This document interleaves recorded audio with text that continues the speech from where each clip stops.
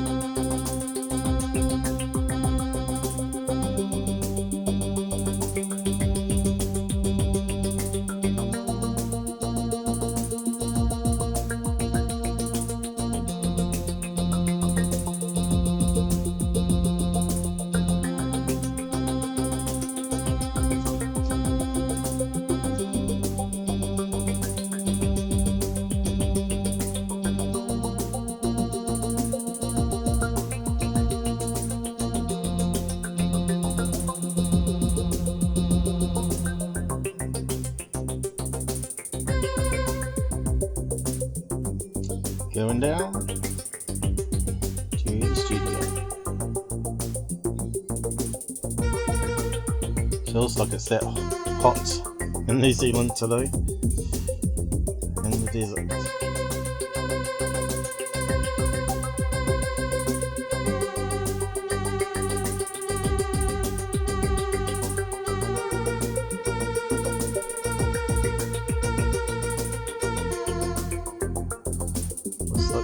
It's all working alright. Hello. Good to be back. I'll be back. Try to be nice in the comments. Try to reduce the swearing. Do not use the F word, C word, obviously. And just have fun. I'll just pause that. Switch to my desktop. I think the audio is working alright. Windows 10 sometimes does some stuff in the background, so you never know when it's going to go wrong. So who's out there with us? So I'll just type up the title like I usually do. I got my Christmas decorations up now, as you can see.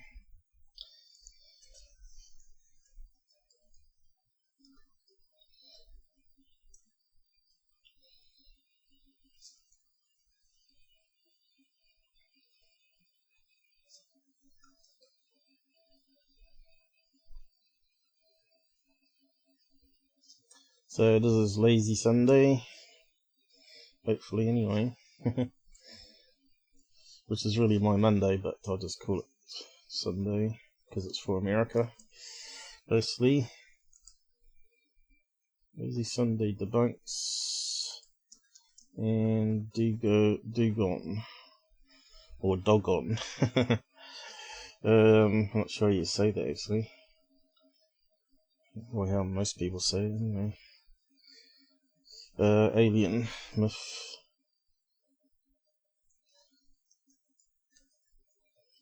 It's quite a messy little topic actually, so we'll see how we go. So who's out there? So let's see if the speech thing works anyway. Just do a check on that. The Dogon in cosmology. Said it very quickly. Dogon. Dogon. Did it say Dogon or Dogon? I'll try the American voice. The Dogon and cosmology. So he's saying Dogon. But I'm not sure if that's the correct way of saying it. The Dogon in cosmology. Dogon. So that's totally different. But anyway, I haven't got Rob here to ask how he would see it. So anyway, on with the first topic, I suppose. So who's out there? Anybody new out there? Say hi in the side chat. Got any questions, or you'd like to join in on the debunks or theories? Go ahead. Just keep it civil, that's all. So, just UFO chat news. So, yeah, I began a few subs through secure team by alerting members, as you can see, to his leaker whistleblower fakes that he did. It's amazing how many people just won't even look at it, which is kind of strange. But if someone said someone was scamming me, I want to find out how and why. So yeah, I got this guy here. He went a bit berserk on me because I misread his comment. I took it as a negative comment rather than a positive comment. And I had to report him because he was threatening to report all my videos. So it got nasty in the end. And for the safeguard of my channel, I have to actually report it to YouTube just in case it escalates for safety concerns anyway. But yeah, don't go berserk on me. You won't win. People should know that by now. Generally, I win most of my copyright claims as well, unless it's Hollywood. A Hollywood strange bunch that don't allow fair use. So yeah, basically he said, "Oh my God, that is so dodgy," which I took it to mean that he was talking about my video showing how it was how Tyler faked something. So I thought that was a negative comment. He didn't say, "Oh, he's dodgy." He said, "so dodgy," which means the video. How can he record his voice as someone else and not get caught out? So that's sort of a negative comment, how I read that, saying that it can't be true, that he would have got caught out sooner. But obviously he hasn't, right? This video that I made is a couple of years old now, over 2 years old. And there's a lot more on the web there if people bother doing background checks. So yeah, he got outed the first year he started doing this stuff. But anyway, I apologized to the guy. I said here, at some stage, where was it? I didn't think, but I said basically what I just explained here. So yeah. So he's saying, why am I attacking him? Well, it's obviously because I misread what his comment was. So I apologized, and he said, okay. And then he started putting up this comment here, and all that sort of stuff. But yeah. So I had to block him in the end, which is a bit unfortunate. Don't like things when they sort of go crazy like that. People can either watch my stuff and agree with it, or don't agree with it. But it's up to them. I'm a truther, not a believer. I have a balance in my life, and balance in UFO field. It's not all or nothing, right? So we got Third Phase of the Moon putting up some shite again, talking about lights. So I'll just bring up that one first, get that one out the way with.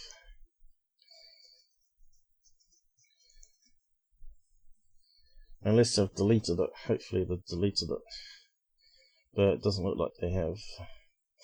Okay, so let's see if we can get it playing. What can I hear it? What's that thing there?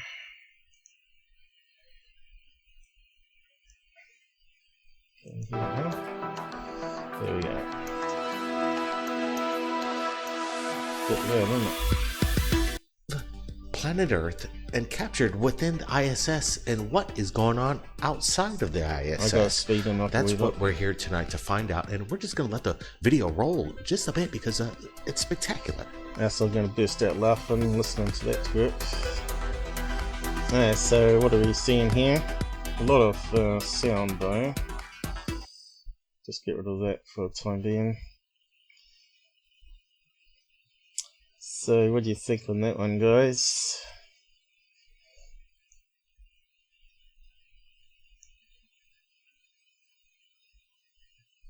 We got no information what's going on here.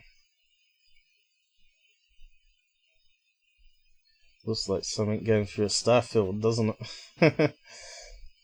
We're looking right now to 1080p, and we're looking at incredible footage, and right now we're wanting to get your opinions again. And the information coming in from Ad Cassie says originally the speed is increased within ×2 and then up to ×10, and we actually sped it up to ×20 just to give you the full spectrum without having to watch it for about 15 minutes. So watch the armada, a fleet of UFOs possibly rendezvousing with the ISS. I want to get your thoughts around the world and leave your opinions and comments below. But he says the filters and zoom and sharpness and saturation are applied to make whatever these anomalous objects stand out, and we want to thank Ed Kess for doing the work and submitting this incredible.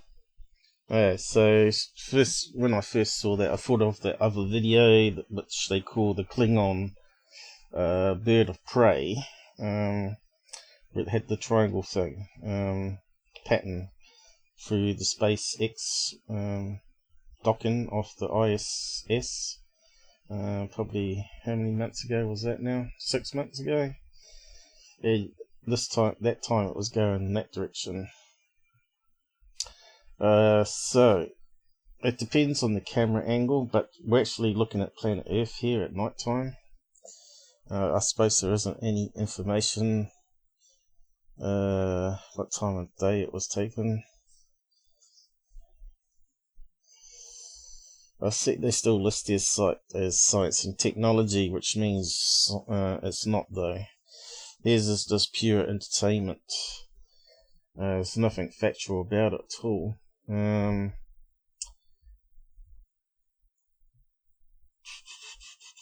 doesn't look like I can explain. Doesn't seem to be any information there. But what we're seeing there is city lights, obviously on planet Earth as it's in orbit around Earth. It's moving faster than the lights in space. But like I said, they were speeding up. So as you know, the International Space Station orbit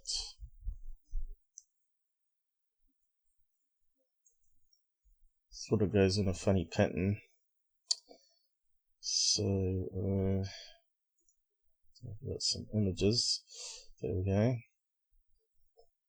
So here's the example where it goes into day and night, and planet Earth spins that direction, left to right on a slight tilt of axes, and going around that way, and this orbits in different angles, changes over the planet here because it's slightly offset.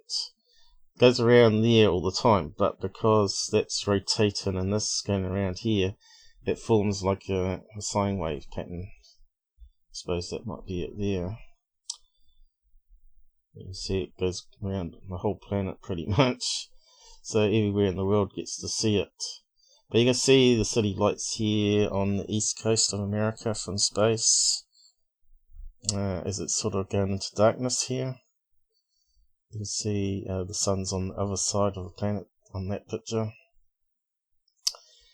So you can see here, depending on how dark it is, because that's obviously been brightened, that you ain't going to see many lights. So it's fairly obvious. The planet's spinning this way, and that's rotating around that way, so you're going to see the city lights heading towards it, that direction, right, where the camera's going. So if the camera's aimed at here, that direction, those lights are going to be moving towards the space station before it passes overhead. So this is rotating around at 17,000 miles per hour. The Earth is spinning at 1,000 miles per hour. We don't feel it, of course. So yeah, that one's easy to debunk, really. So there's a flat view of how it works. It creates that sine wave pattern there. And you can look up the position using tools that I have shown before. So I won't go over it again. But you can look up where the International Space Station is anywhere on the planet. And generally it's above the sky, moving across pretty quick, that it's only there for 1 to 3 minutes at maximum, and then it's gone again. So yeah, so this is misleading, obviously. Information to us right here at Third Phase of Moon so we can share it to the world right now. Yeah, this is really good stuff right here. At first, I thought what we're looking at was ISS reflecting off something that was on the ground on planet Earth, maybe a cityscape of lights in the dark of the hemisphere, and whichever the International Space Station was going by at the moment. But what we saw here is these things are traveling along the space station and seem to catch up, and they're taking a close eye on what we're looking at. What are they doing? Are they observing the International Space Station? Well, that's the big question, and that's what we want to find out. When we're looking at these anomalies, these particles, if they are particles of ice, they would kind of represent... Particles of ice, just city lights, idiots. So you can see here, city lights coming up. Look at that, or glow around it, and almost shielding, like a shielding something. Or almost organic, something like you would see underneath the ocean, squid-like. And if you could imagine an armada, such as what we're looking at. No. Fantasy. So, not sure if I've got any other pictures there. I think that's the edge of the space station here. And they're speeding up the footage too. This is the point where it looks like maybe it could be space particles, ice.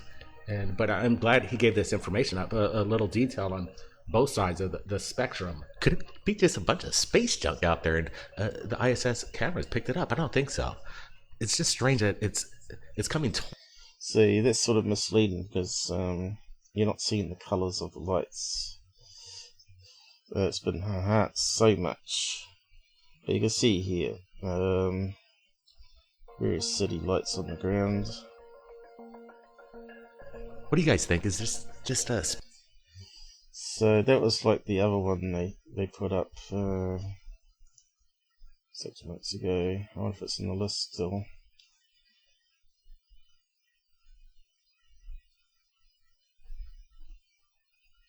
Let's see. Probably way back now, isn't it?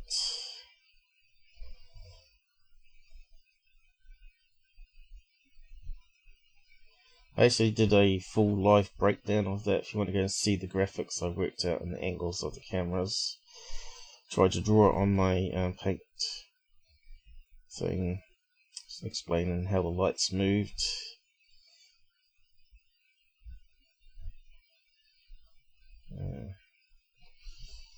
5 months ago, must be around here somewhere. Not sure what they called it. Is that the one?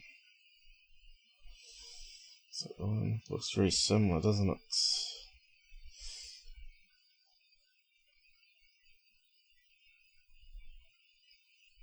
That could be the one, is it?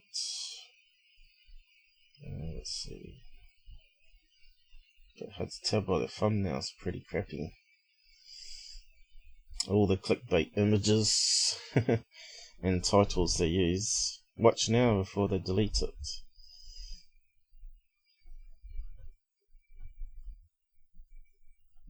There we go. This one here.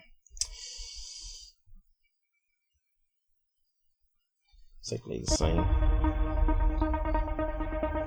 I'll just mute them. So this was SpaceX coming up to dock, and there's you can see here the different camera angles they have on the space station.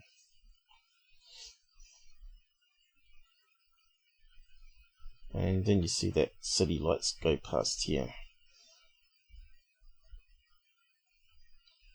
It's really hard to see, very dim,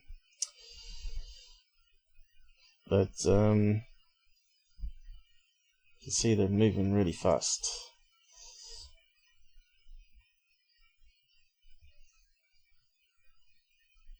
Now, I'm not sure if this was real time or time lapse as well. That's not information I wasn't sure on. But you can see here, it looks very similar to what I just showed. A block of lights underneath. So I did actually create a image for that one where the Earth was spinning, and basically what I described before anyway. So it works out with the camera angles. So it's kind of misleading that there's something passing by, but it's actually them, the space station and SpaceX, are moving at 17,000 miles per hour. And so the lights are going in the opposite direction because the space station is overtaken. So it looks like it's going really fast. But yeah, I think that one might be time-lapsed as well. So hopefully that explains that one. I think we can be done with that one now. Ah, hello, did see you there. And then, most of it is, and you know it's by design. Not sure what you're on about, but my life once a month or so.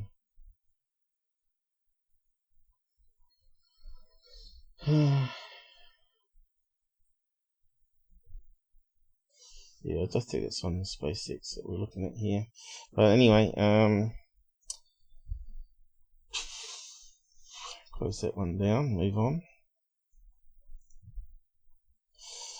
Yeah, so at the moment they're pushing global climate change on the web. You may have noticed on the social medias, and various YouTube channels have joined this pledge to plant 20 million trees. So you got the ex-NASA guy, Mark Robber, that worked on the Mars rover.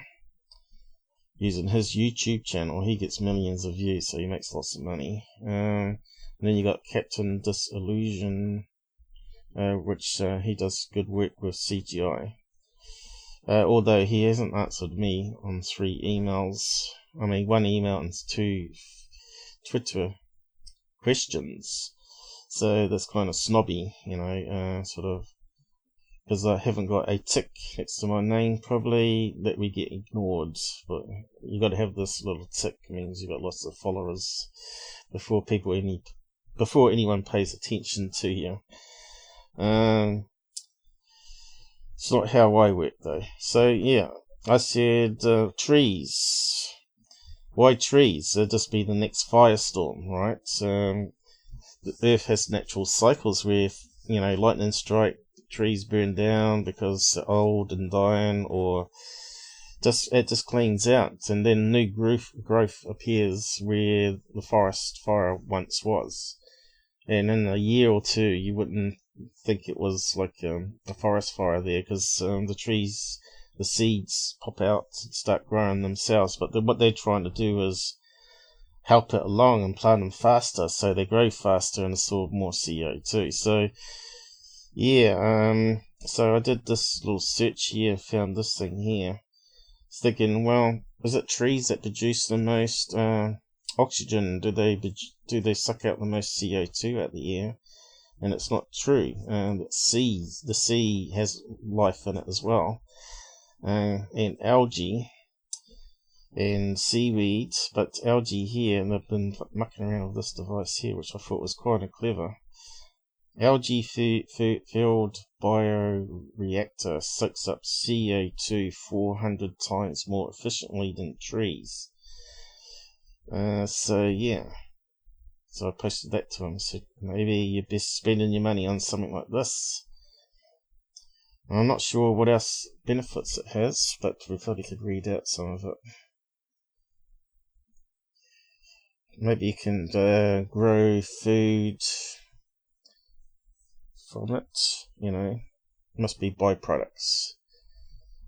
Obviously, because it's sucking in CO2, normally trees turn it into wood, right? Because it's carbon.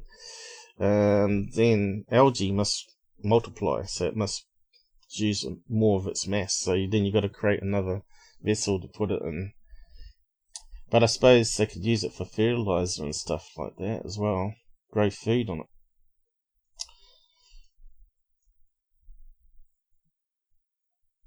So there's all sorts of interesting science out there, like wave sea generators generating power, as well as it's the wave motion acts like a pump.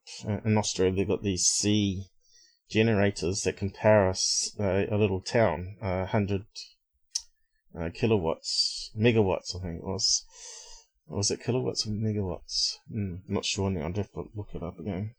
But it's probably megawatts. But yeah, it pushes the seawater through filters and it creates clean water. So you just pump it to the shore there, and you can then spray all you want on the ground, which will get rid of that drought situation just by using seawater. And that just uses the wave actions, which happens because of the moon and the spin of the Earth. The moon is gravity locked to the Earth, so it always faces the same way. When it comes to organic processes that we can leverage to tackle the runaway problem of climate change, the carbon-absorbing abilities of algae may be one of the most potent tools at our disposal.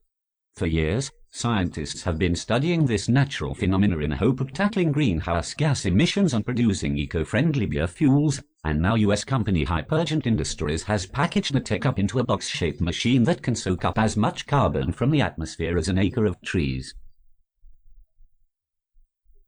So there you go. Maybe this should be making China build these every block or so, right? Because they're the most pollutants in the world. Not the Western world, but China. So just read out a chunk here. Through the process of photosynthesis, the aquatic plant algae soaks up carbon dioxide, water and sunlight to produce energy. Naturally, the plant will use this energy to multiply and grow, but scientists have been experimenting with ways to capture it and convert it into biofuels instead, with some promising results. So not only that, they turn it into fuel for cars. Biofuels. So there you go. Lot better idea to spend the money on that than trees, I would have thought. Or at least carry on the research into it. The newly announced EOS bioreactor might look like someone left a giant Xbox in the garden, but Hypergent Industries isn't looking to play games here.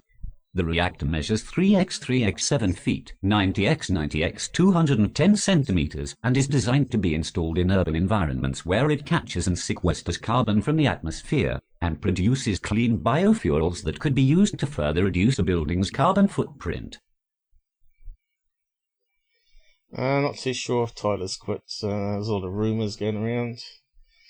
Last I heard that he was working on a documentary, probably on his opiate alley thing that he had tried to crowdfund 3 years ago or more, and no one was interested in paying him to do it. But there's a lot of probably a lot of interest in painkiller overuse at the moment, so maybe he saw the market was there right now to do it, and he's got the money that he's made from his YouTube channel. 1.5 million just in ad money. That's conservative figure there. Not to add on his Patreon as well as his Merc, but yeah, he's got the money to hire a cameraman and professionals to actually make a documentary, go around, interview people addicted, I suppose, interview clinics or whatever. So you never know, he might be doing that, so he's going to be busy, like James Fox, you know. Yeah, because they can make millions of dollars from that, right? Just sell it to TV network. So it takes 8 years to make $1 million on YouTube if you've got enough followers. Yeah, put out a movie that's going to be bought up by TV networks for $1 million or plus. Give them the rights to use it, and or Netflix or something like that. Instant money. So he might be doing that. You know, a lot of rumours about that he might be in drug rehab himself, or he may have died, or had an accident. But then he would have got someone to put out a broadcast on Twitter, wouldn't he? His wife or someone. So yeah, I don't think he gives a stuff anymore about his YouTube channel though, by the looks of it. Because you'd keep him updated, wouldn't you? I try and talk to everybody I can that reply. But yeah.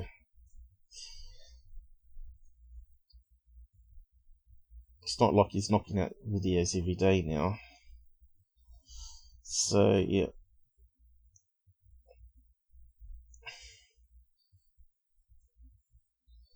Still, people are hanging around his channel there, still looking for alternatives, but it's up to them. The reactor uses a specific strain of algae called Chlorella vulgaris, which is claimed to soak up much more CO2 than any other plant. The algae lives inside a tube system and water tank within the device, which is pumped full of air and exposed to artificial light, giving the plant the food it needs to thrive and produce biofuels for harvesting. Hypergent Industries claims that the harvesting technology packed into its Sirius bioreactor is so efficient it is 400 times more effective at capturing carbon than trees taking up the same footprint. It attributes this to its machine learning software that oversees the whole process, managing light, temperatures, and levels for maximum output. The company is still a little ways of offering a commercial product, however. It says later this year it will make the designs for the bioreactor publicly available in the hope that it will inspire others to come up with similar solutions. It plans to share further details about bringing the reactor to market in 2020. So some interesting development there, I guess, and it's pretty new news, this one. It's not a few months ago, right, on this. So I'll post it down the side there if you want to post it around. I'm not sure if they've got any contact details where you can contact them, but it says here source, what's it called? Hypergiant Industries, so they're probably the ones to contact. So yeah, I know you're probably not allowed to talk about climate change and all that, but yeah, I think this would be a thing for space as well, right? So if you want to go on Mars, they talked about using algae to terraform the planet, which kind of makes sense, doesn't it? If you can mount if they find water that's frozen, if they can mount it back into liquids, and then transport it to regions of the Mars surface, and then just stick some of this algae in it, and not only would they be able to get oxygen slowly, but take out some of the more toxins in the air over time, and use the fuel to power their modules and stuff. So I can see where this is going in space as well.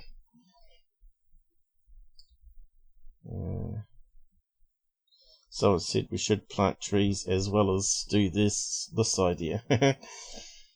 Yeah, well, that's what parks are for, though, isn't it? You know, you have parks that are fire braked properly, and you got national parks as well, but they catch fire quite regularly, don't they? And they have to have like a mile part stretch for a fire break, and it still manages to bridge it across the gap if it's a high enough wind. So, yeah.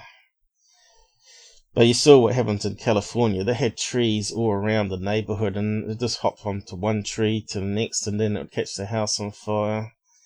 So yeah. So that brings us on to the Dogons, or Dugons, or Dagons, or whatever the other pronunciations were. So, this got famous from the series In Search Of, with the, what's his name, Leonard Nimoy, Mr. Spock, where they sexualized it to say that they had been contacted by aliens, and they did this crazy dance with headdresses, which will probably be here somewhere. So I'll just read out some of it though, and we'll gradually work through it. It's actually quite a messy topic.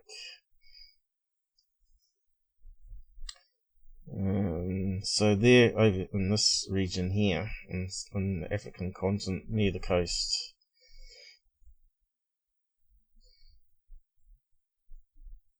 Where's their crazy headdresses? I thought they might have been some in that one.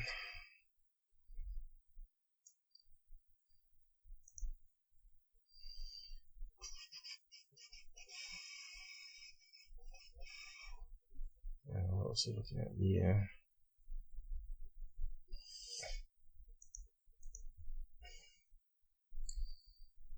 So there's a lot of pages, lots of different information, and I'm just wondering what's wrong and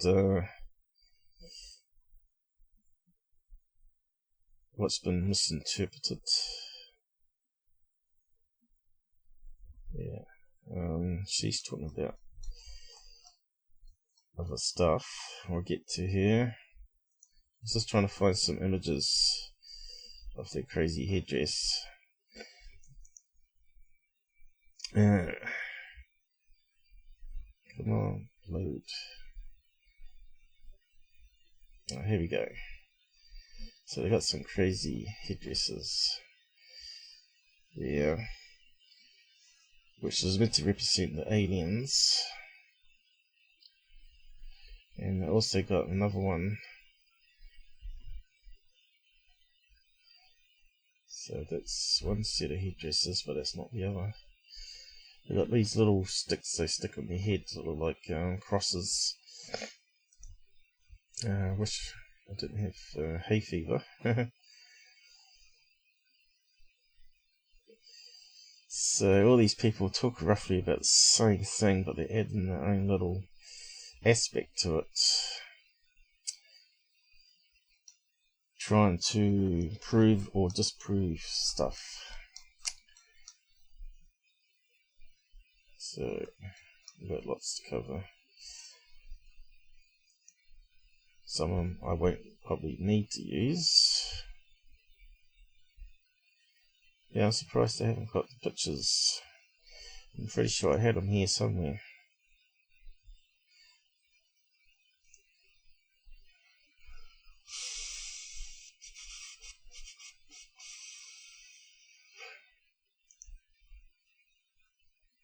Right.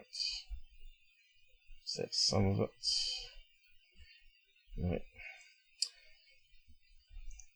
Damn it. You can see it's a big topic. Alright. What do we got? We got some of those crazy headdresses on that one. And that one's trying to relate it to Egypt there. Which makes sense because they're in Africa, right? So we'll just get to that.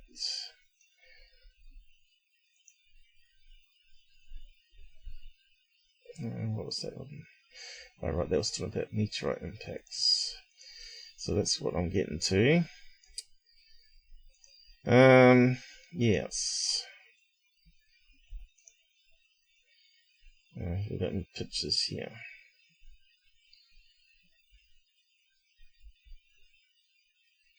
bound to be some pictures.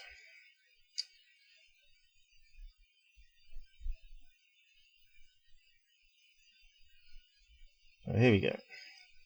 They got these funny little crosses on their heads that are put on top of the crazy. And they got the stilts as well.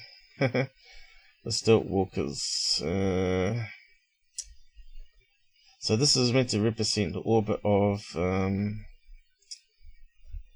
Sirius B, I think it is. I think that's what these headdresses are meant to be for. But anyway, we'll just start reading off some of it.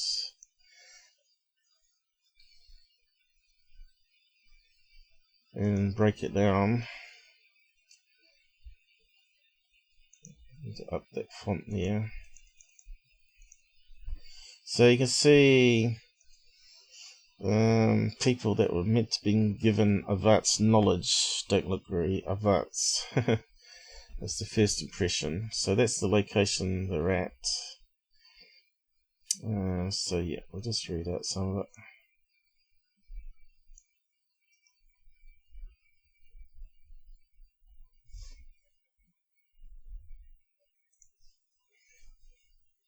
The Dogon are an ethnic group living in the Central Plateau region of Mali, in West Africa, south of the Niger Bend, near the city of Bandiagara and in Burkina Faso.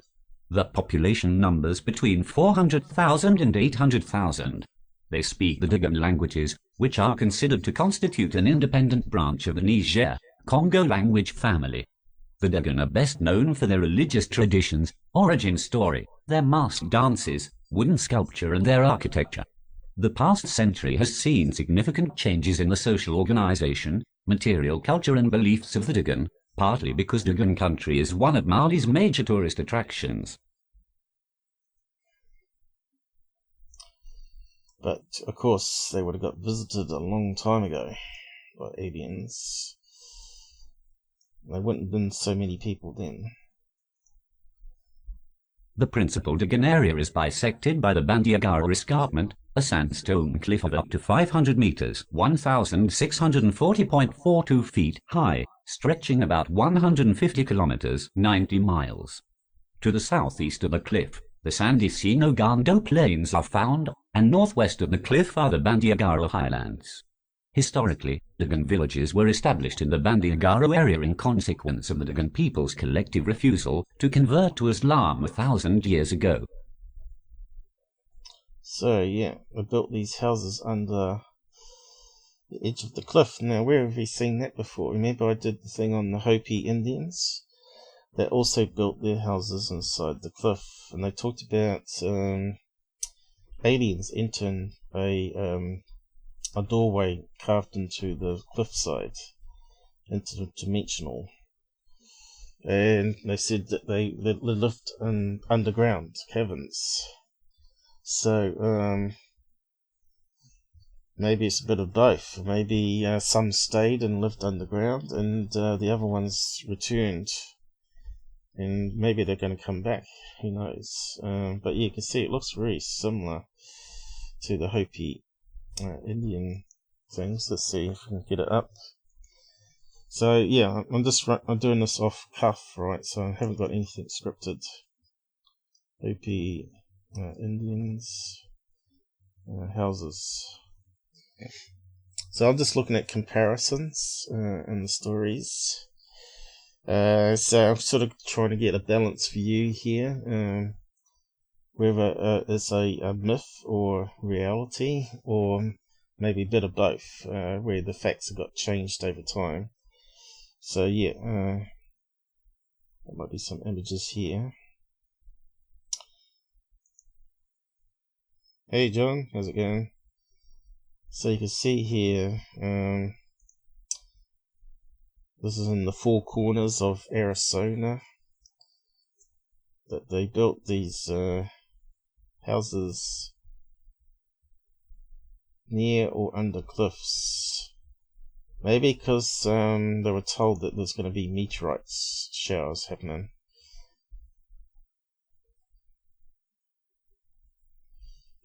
So where's the ones on the cliff? Here we go. See, that's under the cliffs. Looks very similar to the ones in Africa. Now what's interesting there also is there has been rumoured that Africans had canoed or made ships that could travel across from Africa to South America. So there might have been a connection of information as well as trade between South America and Africa. So yeah, Africans weren't so stupid. They obviously knew how to build boats and they knew how to fish. So yeah, could the people back thousands of years ago have been more advanced as well, is the question. And some major event happened where everything was lost. But then going, where's the evidence for that? You know, where's the artifacts? So yeah, I can't get over how similar these buildings near the cliff face are to the one in Africa. See that? Go back to the other picture. Almost identical, right? So there you go, another connection. So maybe there's something in it. Because they got visited by aliens as well, right? Look very similar. So if I bring up some pictures of their aliens, maybe I'll go back to it. Hopi Indian alien.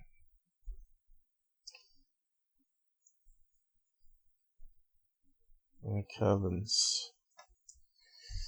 Now these people didn't have a written language as such either.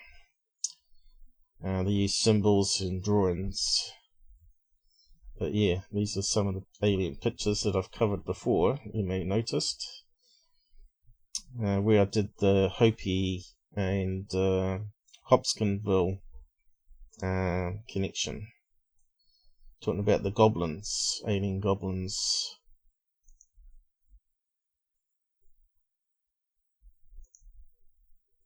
So what's that? That looks like a picture of lots of different things tied together there. So it's all open to interpretation, whether it's a myth, a storyteller, say around the fire or not. Who knows? So it's handed down by mouth to mouth over generations, obviously. And sand pictures. But yeah, just can't get over how similar some of it is here. So, carry on with the story. Fascinating. So, hope your afternoon is going well. Yep, it is. Are you still with us, or have you left already? I know people come and go. We had Vern here talking about his YouTube channel. But yeah, we just want to keep on topic here, so I've got lots to cover. So we got to there. So let's see what they're saying here on this one here. To start with, about the people, and then we get onto the alien story. Dogon insecurity in the face of these historical pressures caused them to locate their villages in defensible positions along the walls of the escarpment. The other factor influencing their choice of settlement location is water. The Niger River is nearby, and in the sandstone rock, a rivulet runs at the foot of the cliff at the lowest point of the area during the wet season.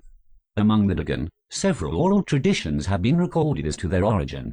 One relates to their coming from Mand, located to the southwest of the Bandiagara escarpment near Bamako. According to this oral tradition, the first Dogon settlement was established in the extreme southwest of the escarpment at Kanyina. Archaeological and ethno-archaeological studies in the Dogon region were especially revealing about the settlement and environmental history, and about social practices and technologies in this area over several thousands of years. So if we have a look at the map here of Africa,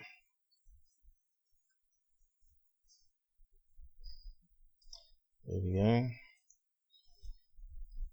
You can see how close the West Africa would be to getting across to South America here. And of course the slip winds go in that direction, go from let's see, right to left. So this go this direction.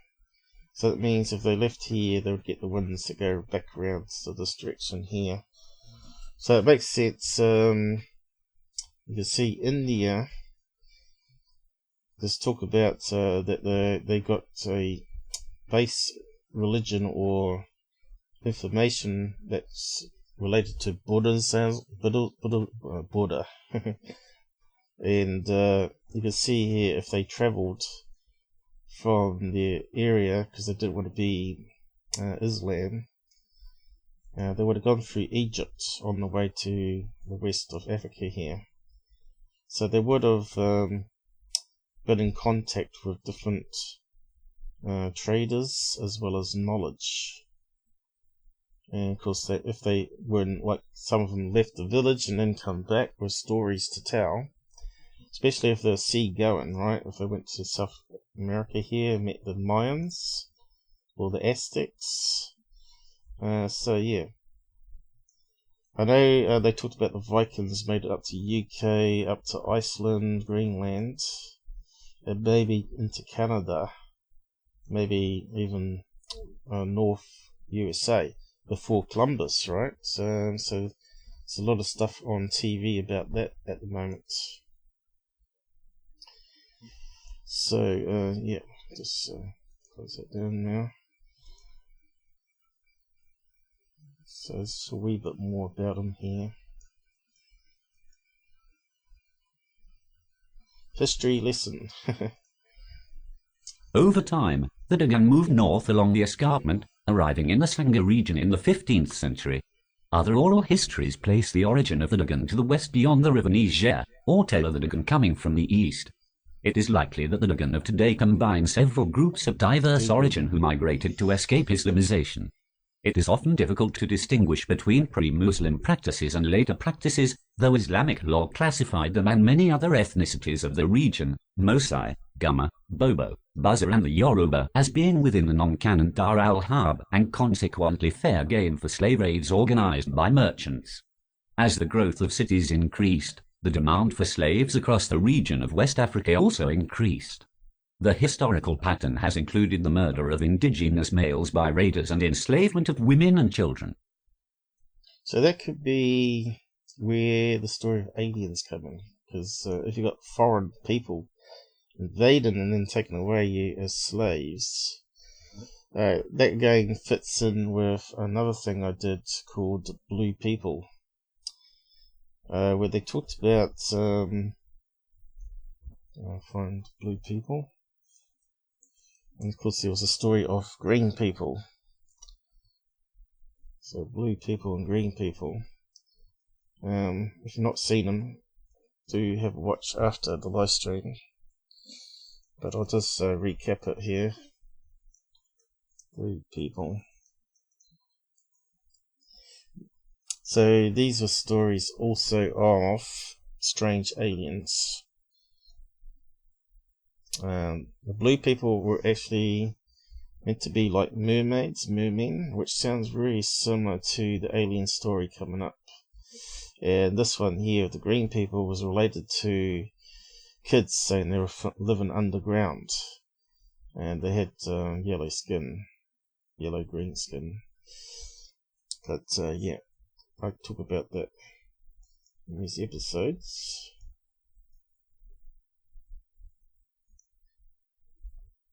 But people said they were folklore, storytellers telling, which may have had some facts, but turned into like a story that people would tell to their kids or whatever, to scare them to bed or whatever.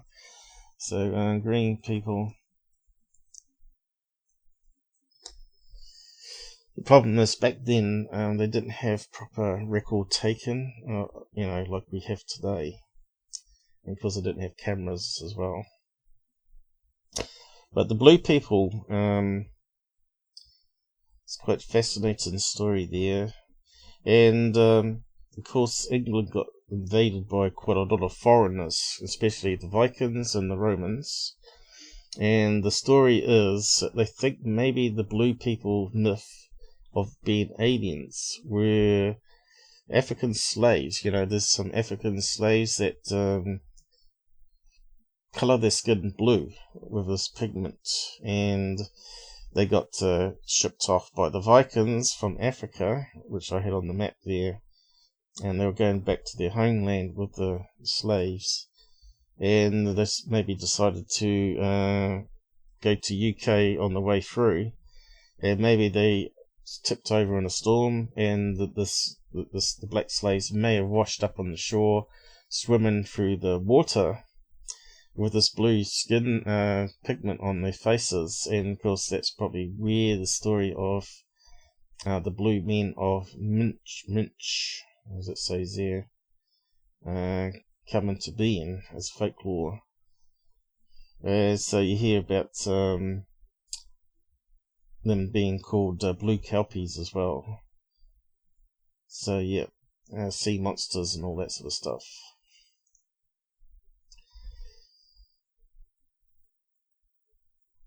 So here's some of their houses. Kind of strange looking.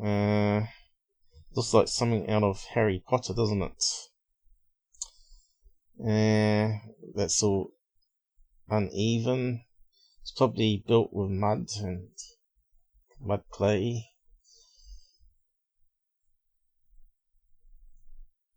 There's the houses going on the cliffside. Some of these are grain silos. So they didn't actually have a written language, but they drew Egyptian-like hieroglyphs into doors and also on their clothing, weaving in the clothing these symbols to represent certain things, because they've got religion, of course.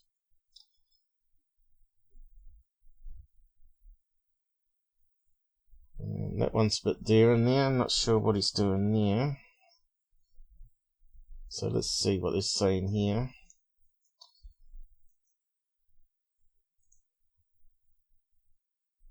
Without any equipment but his own muscle and expertise, a Dogon man climbs hundreds of meters above the ground. Early villagers use ropes made of baobab bark to climb the Bandiagara cliffs in search of pigeon guano and Tulem artifacts. The pigeon guano is used as fertilizer and can be sold at the market for $4 per sack. The Tulem artifacts, such as brass statues and wooden headrests, bring high prices from Western art collectors. Yeah, because Africa had a lot of minerals there. It still has today, a lot of rare earth minerals. And, of course, Africans would have, you know, how they discovered things. Like, there might have been, like, a green copper in the soil, and they probably built a fire over top of it, found it started melting out and creating these little beads of metal, which then they worked into a bigger chunk and then turned it into knives and stuff. So they were like probably early masters of arrows and knife building before even the West was. Because it's all over the place there in Africa, the metals in the ground, iron, copper.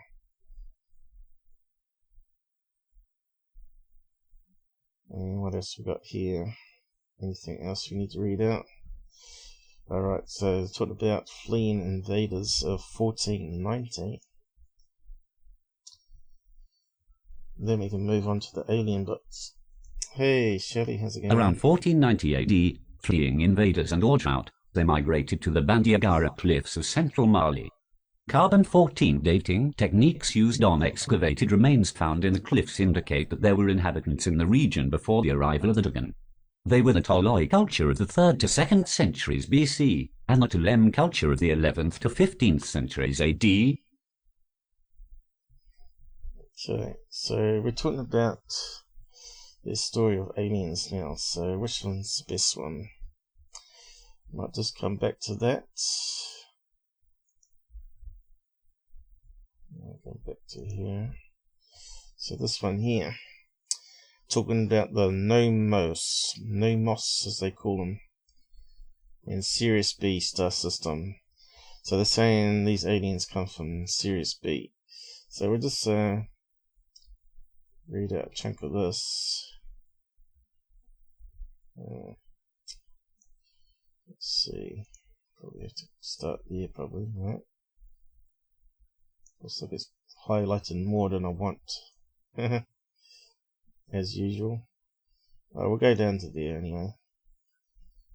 Read out it. Get it going. The Dogon, the Nemos and Sirius B artist's conception of the Dogon's legendary Nemos. Copyright the Lee Christ 1998. In Mali, West Africa, lives a tribe of people called the Dogon. The Dogon are believed to be of Egyptian descent, and their astronomical lore goes back thousands of years to 3200 BC. According to their traditions, the star Sirius has a companion star which is invisible to the human eye. This companion star has a 50-year elliptic orbit around the visible Sirius and is extremely heavy. It also rotates on its axis.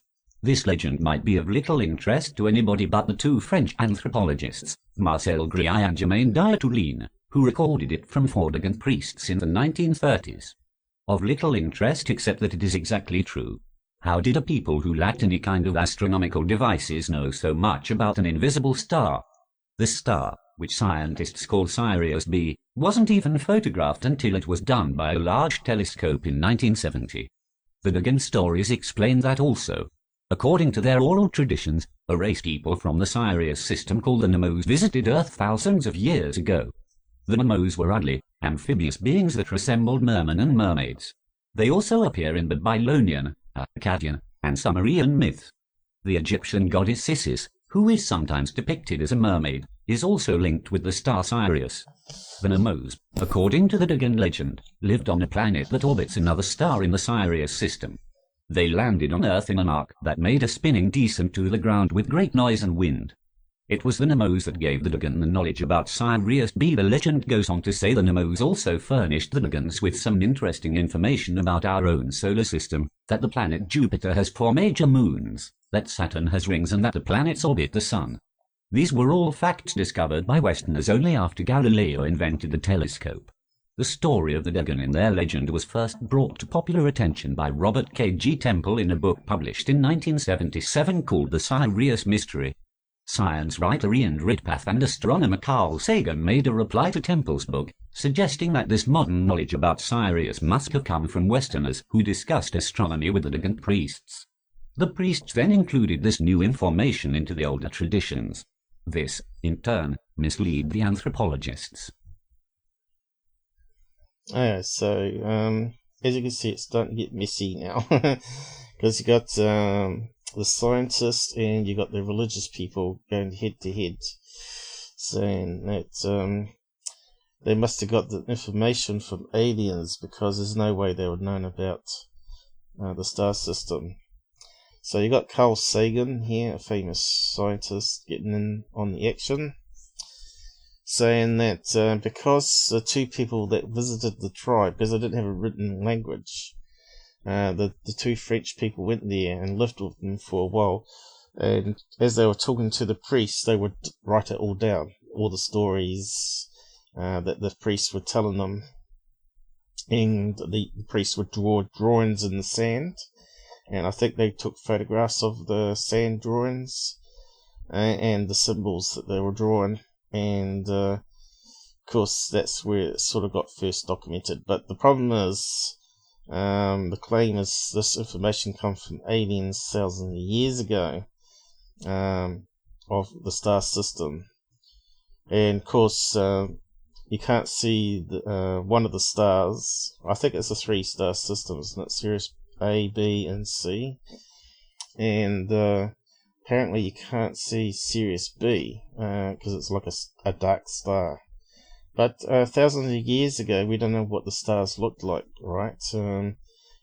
Let's say like a big meteorite crashed into the sun and caused it to flare up and made it bright for a few months, right? So maybe they were studying the stars back then, like the Mayans. Like I was saying, there was a connection between Africa and South America, maybe by ships.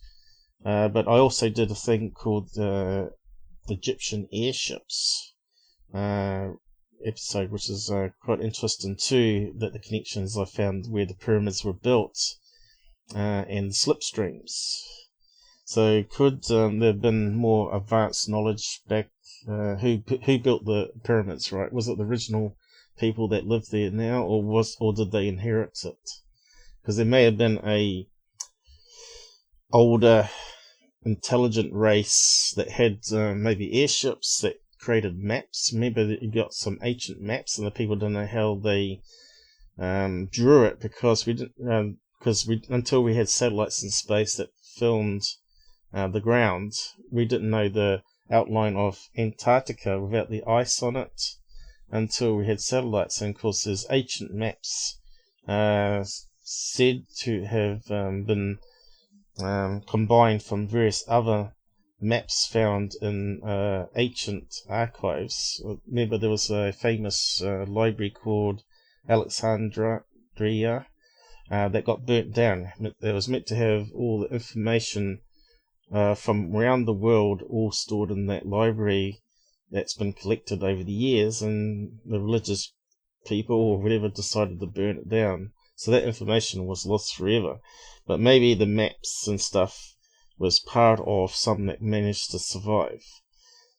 So how did the maps get drawn is the good question, because you'd have to see it from the air. And this might be where the Nastic lines connects into as well.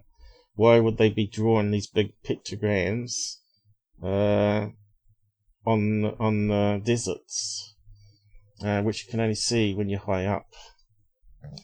I'm not sure if you can hear the lawnmower out there. Hopefully it's not too bad, but someone's mowing the lawn's being a pain in the bum.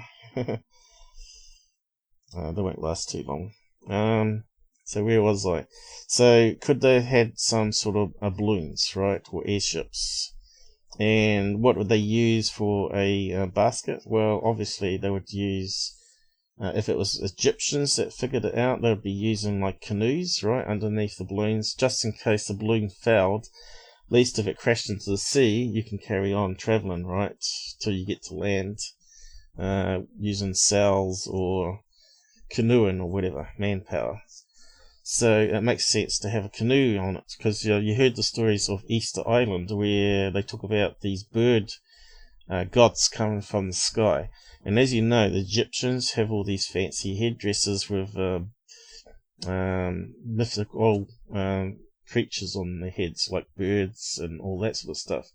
So to me, my thinking was, in my theory, that maybe there was airships back then, but because something happened, like a war happened, where they raided the Great Pyramid, which was actually the machine for making hydrogen.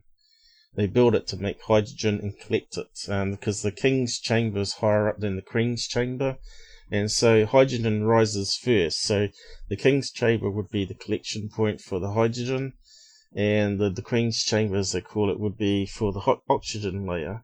And they both had tap-offs going to certain stars. So you could tap off the hydrogen as well as the oxygen. And remember, they talked about healing rooms, how in hospitals you use oxygen.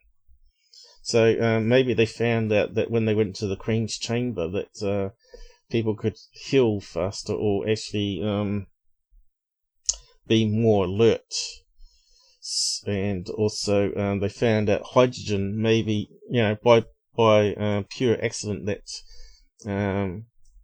when they tried to two different metals in the water, which naturally split the water molecule apart through charges. You could do it with copper and zinc, I think it is. And you could put it in different buckets of water that drips, and it creates a charge, and it actually splits the water molecule, creates enough voltage to bubble it. So over a year or tens of years, they might have enough hydrogen to fill up a airship. So that was my episode on that one there. So I'm just starting to put some connections into this one as well, which may not be true, but it's good theory anyway. So we've got airships. Me, I see patterns, but like the houses being built in cliff. So this one here I talk about the Great Pyramids being machines, because there wasn't any decorations inside the hallways and that like a normal tomb was. Because when you see the other tombs, they're not in pyramids at all. What's that? The Valley of the Kings is actually, looks like it goes into an underground cavern type thing. It's not actually a pyramid there, is it? I'll just see if I can get airships. So ancient airships. So what we're thinking is being aliens, right? Primitive tribe would see this more advanced technology from Egypt or whoever. Not the Egyptians, but it may have been a race of people that existed there, got killed out by a invasion. And of course the Egyptians inherited it, and of course they maybe just reused it for tombs. It's quite a good theory, right? And of course when they see these people with their crazy headdresses or the long skulls, that's where the long skulls may come into it, where they were using it in South America, where they were binding the heads to get them grow long, and also in Africa as well, in some places in Africa. So there seems to be a whole connection going on there. Looking at the bigger picture, as I call it. So what have we got here? Hello, how's it going? Possibly the Chinese too. Maybe, but I would have thought there would have been more influence, Chinese influence, if it was in South America. But you have to watch my episode on ancient airships, where all the major pyramids were built, and they had similar architecture. You know, how they were built.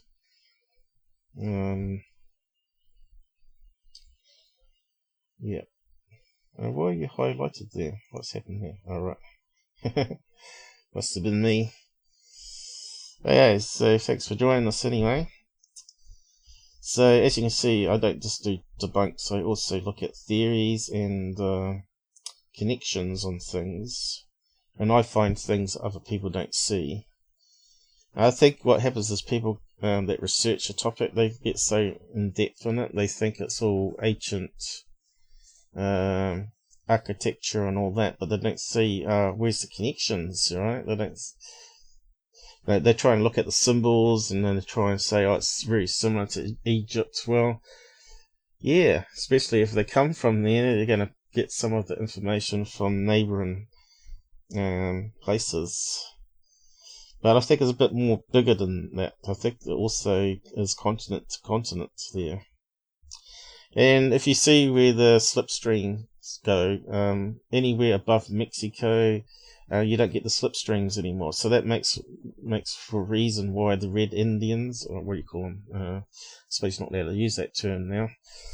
The other Indians that lived in North America didn't have that same sort of connection to pyramids, did they? Only South America, Middle America, and yeah. So if you're watching my episode there, I sort of show it on maps and things. However, I've gone and clicked it, haven't I? So we need to go back to that one here. So where did we get to? Well, I forgot to check where we got to. So these are the star maps here. Of talking Sirius B. But the information of the star systems was known about, and it's got year numbers here, what year numbers it was found out by Europeans with their telescopes and stuff. So maybe they're saying that the information was passed to them from travelers, right, rather than aliens. So who knows? As I said, it's very messy. So Carl Sagan's there, and they're both writing books. One's saying pro pro-aliens, and the other one's saying it's not aliens, but it's actually passed on from travellers. Because back in 1800s, and before it was documented in 1930 by these two French people, the information may have been passed on to the tribe meantime by missionary priests that visited the tribe to try to convert them or whatever, which happened. Of course, you also got the other invaders like Vikings, which may add to some of the mythology, as I was talking about. If you saw the Vikings, if you saw a meteorite come down, right, heading towards the sea, and then you go and walk towards the coast to see what it was, and then you see these Vikings coming out the sea with blue paint on their faces, or African slaves with blue paint on their faces, and they're sort of swimming in the sea, coming to the beach, they might think that's connected, like a meteorite coming down was an alien ship, and the people coming out the sea were the aliens, when in fact they weren't. So I can see how things can get misinterpreted, especially if you're not a technically advanced tribe, or what you want to call it, people, and you're more of a religious-based storytelling people. So I'll just carry on reading some of this here again.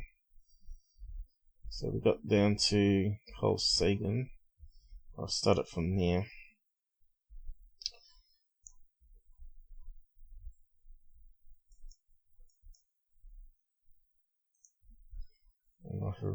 This is a possibility considering Sirius B's existence was suspected as early as 1844 and seen was through a telescope in 1862. It doesn't seem to explain a 400-year-old Dogon artifact that apparently depicts the Sirius configuration, nor the ceremonies held by the Dogon since the 13th century to celebrate the cycle of Sirius A and B. It also doesn't explain how the Dogons knew about the superdensity of Sirius B, a fact only discovered a few years before the anthropologists recorded the Dogon stories. It is also important to remember that although many parts of the Dogon legends seem to ring true, other portions are clearly mistaken. One of the Dogon's beliefs is that Sirius B occupied the place where our sun is now. Physics clearly prohibits this. Also, if the Dogon believe that Sirius B orbits Sirius every 50 years, why do they hold their celebrations every 60 years? Sirius A is the brightest star in our sky and can easily be seen in the winter months in the northern hemisphere. Look for the constellation Orion. Orion's belt are the three bright stars in a row. Follow an imaginary line through the three stars to Sirius, which is just above the horizon. It is bluish in color. Sirius is only 8.6 light years from Earth. Astronomer W. Bessel was the first to suspect that Sirius had an invisible companion when he observed that the path of the star wobbled. In the 1920s it was determined that Sirius B, the companion of Sirius, was a white dwarf star. The pull of its gravity caused Sirius's wavy movement. White dwarfs are small, dense stars that burn dimly. Sirius B is, in fact, smaller than the planet Earth. 1 teaspoon of Sirius B is so dense that it weighs 5 tons. So did alien fishmen pay a visit to ancient Earth and give the Dogon their knowledge? Or was the Dogon's culture contaminated by Western visitors? Or could the Dogons have had ancient technical or non-technical means to find this information out? Or is the whole thing just a matter of coincidence? So, a lot there, a lot of different theories, how they got the information. Like I said, one thing, it could have been something that happened where it actually flared up and was visible by the naked eye. So the dense star.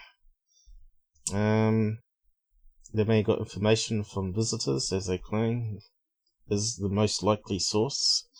More advanced culture. And then you got to the Mayans. Mayans are very good with the stars, and also people in the United Kingdom, the Stonehenge, and you got what's this popping up? There's meant to be even an older henge, that Stonehenge in Africa. It's meant to be older than all other known circles or rings, if you want to call it. But yeah, so there's definitely some movement of information going on, regardless of when it happened. But yeah, definitely the Mayans were masters of the stars, weren't they? They could predict the seasons, solar eclipses and all that sort of stuff.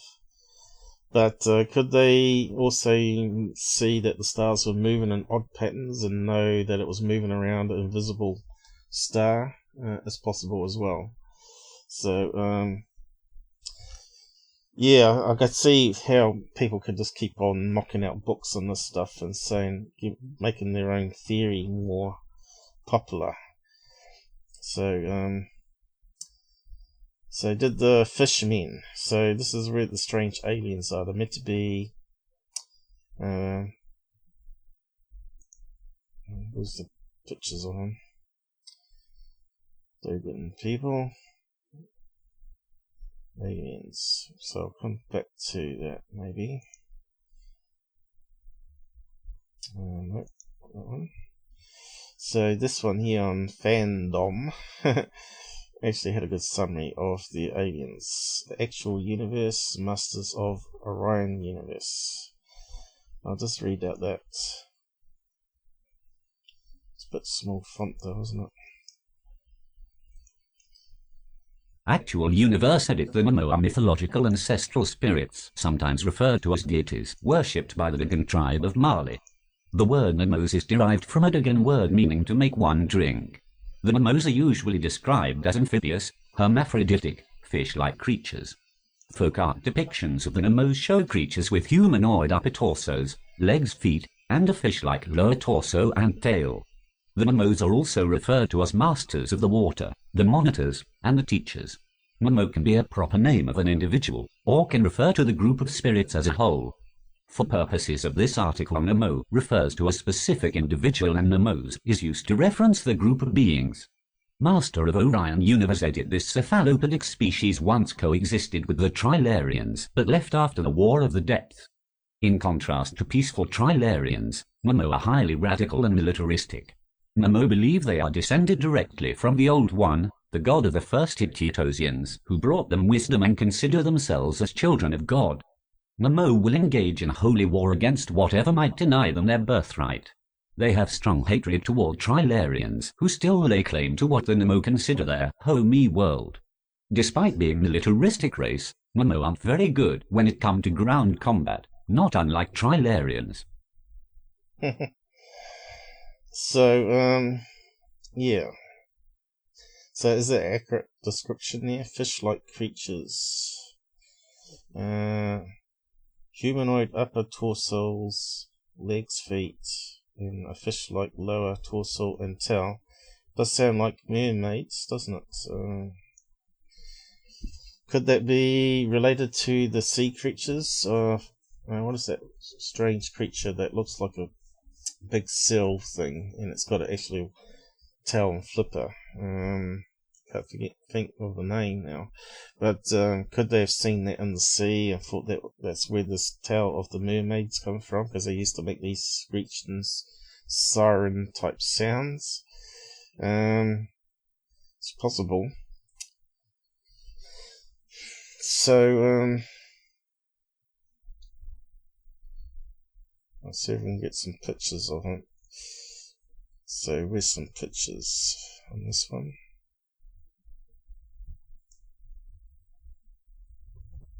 So it talks more about these aliens here on this page, wiki.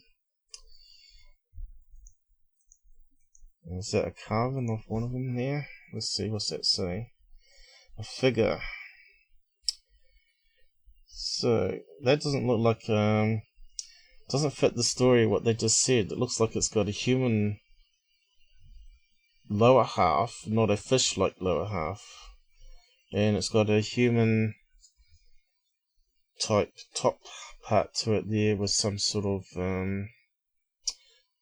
looks like fish eyes and maybe some gills or some sort on that. So I'd say this is probably more accurate here. So let's just read out this one here. Because this is what I'm finding. I'm thinking all these different sites talking about the same thing, but the information's not lining up. So someone's messed it all up or changing it somewhere, and it's not actual factual anymore. So what do these guys say? I'll just carry on seeing what their description is. But there's also some drawings here somewhere. Where is it? Of their drawings here of so-called alien fish people. So that one there doesn't have the feet, right? That sort of matches that other description there, where it does have like a fish tail. But it doesn't look very human-like at all. So how would the aliens move out of their spaceship to the tribe on the ground? It doesn't make any sense.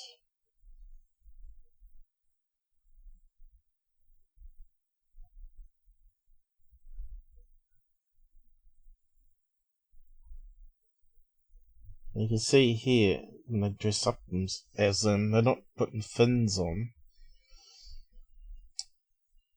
Why are they on stilts? There's a lot of stuff to figure out here. What else we got?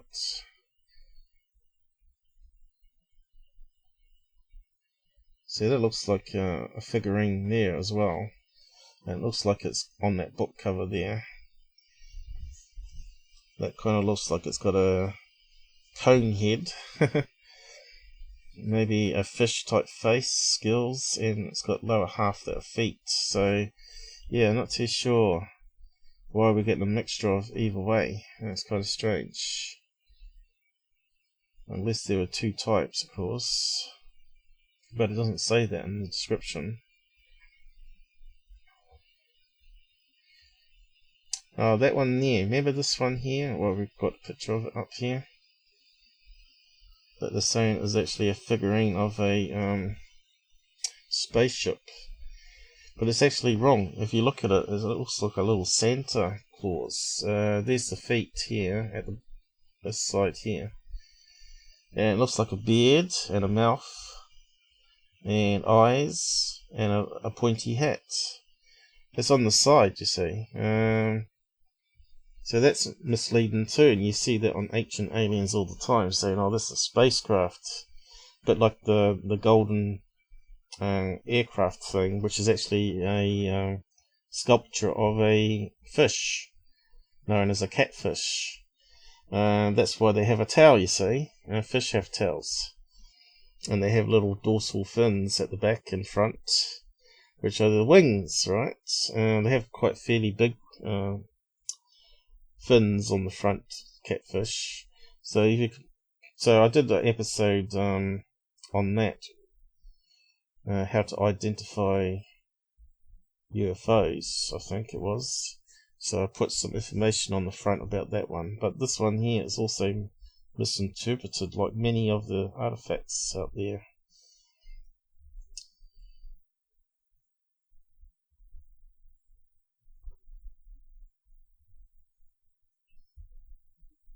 What is it called anyway, that one?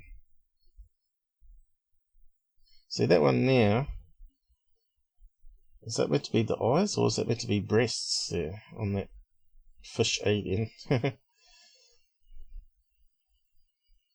Looks like it's got antennas. See how close it is to the, with the antennas and the eyes on the Hopi Indian ones? Antennas, eyes.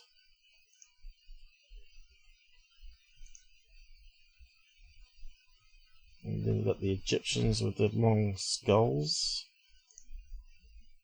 And then here's one of the pyramids that line to the stars. The King's Chamber at the top here.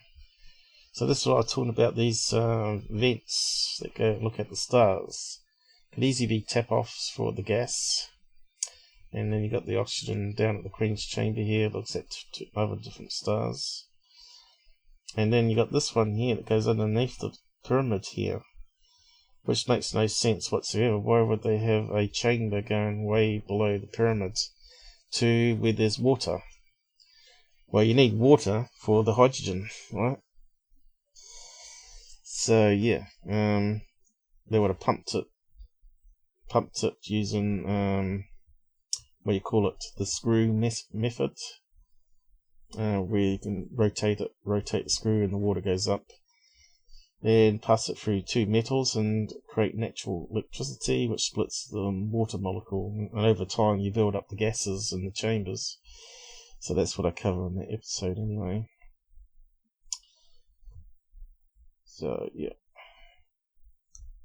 but you can see the aliens on the Hopi sort of looks similar in a way.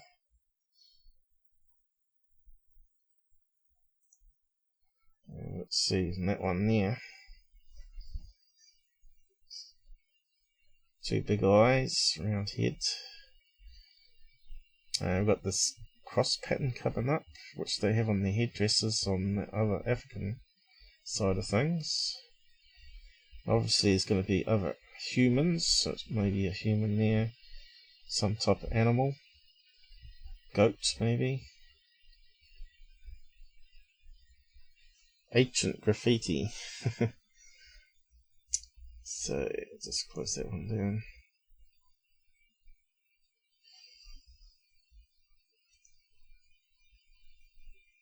So yeah, not too sure about the description of the aliens, whether it's what side of the body is fins, or is it legs.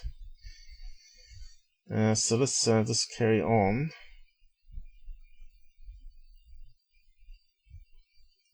To the next page. African Dogon's tribe reveals man's true origins.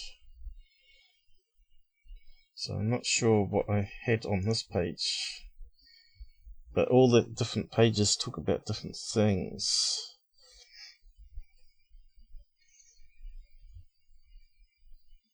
So we'll see what this one has to say about them.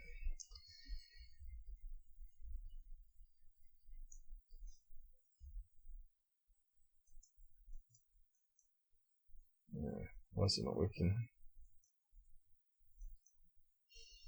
Go a bit slow. The Dogon are an ancient tribe living in Mali, West Africa. They claim to be the living conduit between heaven and earth, and to possess not only knowledge of the cosmos, but of man's true origins. The Dogon are believed to be of Egyptian descent, and their astronomical lore goes back thousands of years to 3200 BC. For centuries the Dogon successfully managed to remain isolated from neighboring influences as well as from capture by Islamic slave traders. Their cultural, oral and written history stayed miraculously intact. What they kept hidden from the rest of the world is quite amazing. According to one of their oldest legends, a race called the Nemos visited the Earth from the star Sirius many millennia ago. The Dogon learned from the Nemos that there was a companion star, Sirius B, orbiting the Sirius star, the brightest star in the sky near the constellation Orion, where the Nemos came from. They landed on Earth in an arc that made a spinning descent to the ground with great noise and wind. So where have we heard that before? It sounds very similar story to what's in the Bible with what's that guy's name with the spinning wheels? Name slips me at the moment. Bible. What's the keywords we need to look for? Bible, spaceship. A wheel inside a wheel, or something like that, wasn't it? Ezekiel's vision, is that it? Now, I'm not too fond of UFOs in the Bible because it's very subjective, right? But it does sort of have comparisons to the description of something coming down that's all fiery. Would aliens had old rocket technology thousands of years ago rather than anti-gravity? That's well possible, isn't it? It's like humans going into space now. But how would they travel the vast distances in space? So it would have to be like a livable space station using the same old 20th century technology, wouldn't it? But where did they go to, you know? They obviously took off again and flew away back to their home planet. If they did. So yeah. What's that guy's name? Ezekiel? I can't even say it. Ezekiel. Ezekiel. So ancient alien stuff, right? All over again.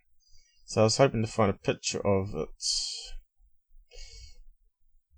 but doesn't seem to be any on that one.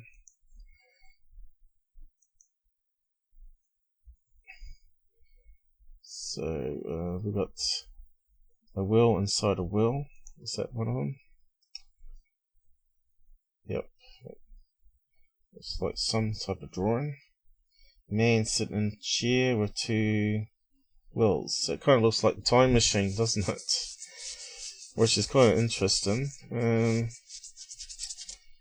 And rocket engines underneath. So that maybe that spins around that direction and that one spins around that direction. What else used that? The movie Contact, was it? Had something similar to that, where it's spinning really fast.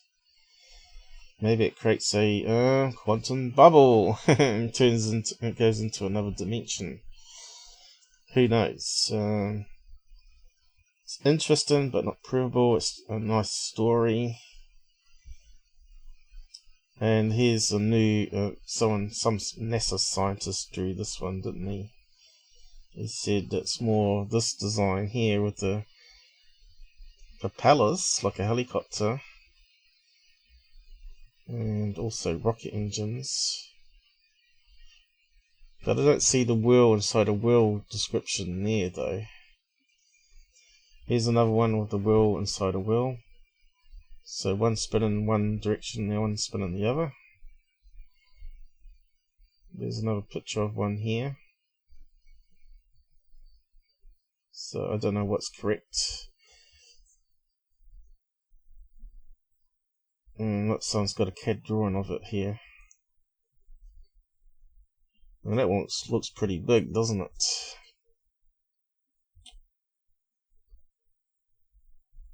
That doesn't look like chopper blades here though now, so I don't know about that. Some type of rocket engines. UFO shaped with putting a little dome on top. It's pretty cool though. So what do you think on that so far, guys? Ezekiel. I'm not a religious person, so yeah, I'm more of a scientist and tend to sit in the middle of things. Neither a believer or a denier. And I think that's the best way to be, even in politics. Some on the left is right, some on the right is right. So yeah. This is where we get problems nowadays. People take one side or the other, and really we should all be sitting in the middle here, keeping our minds open to possibilities. So what else we got here? Let's talk about that dark star again. How would they know about it if they weren't told by aliens?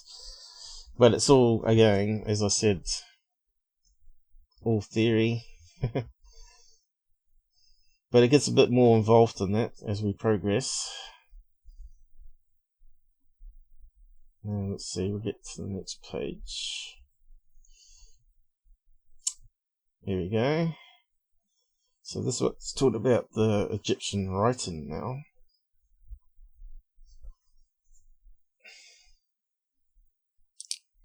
Let me get a drink.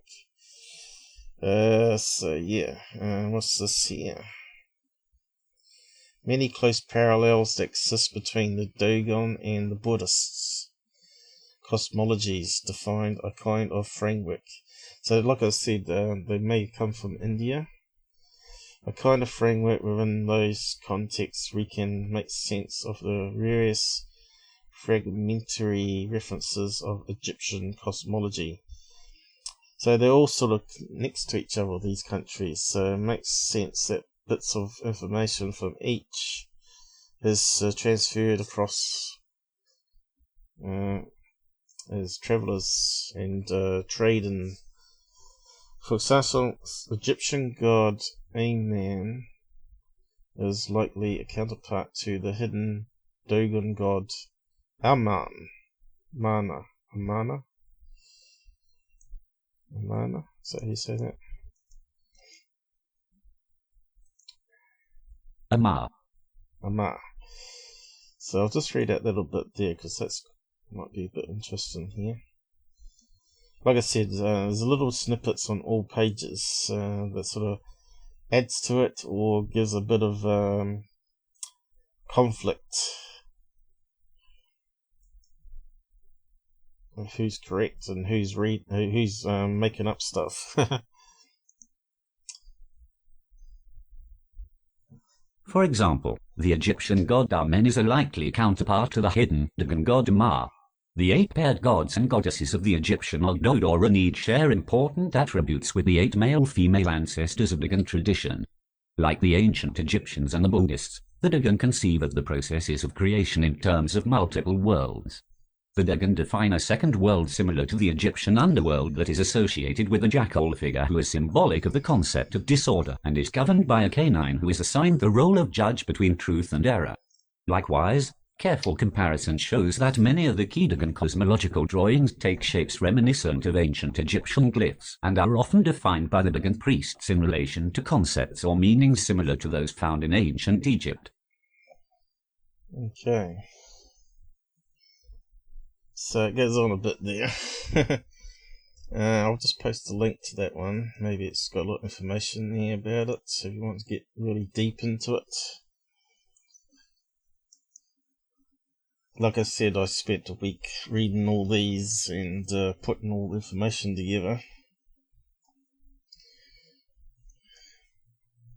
But I was trying to find the one where she's given a description of the aliens. I think it was up here somewhere.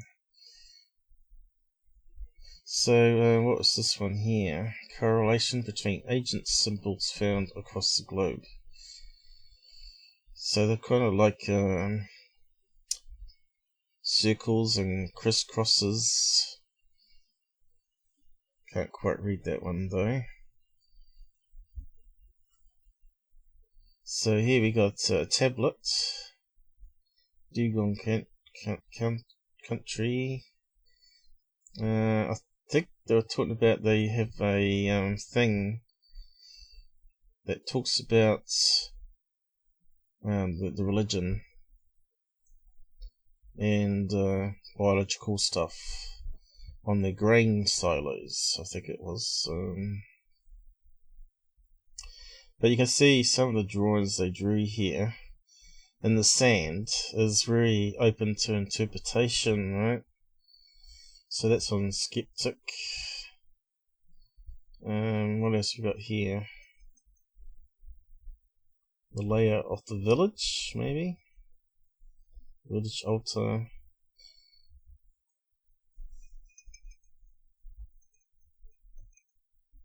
Crazy houses built into the cliff.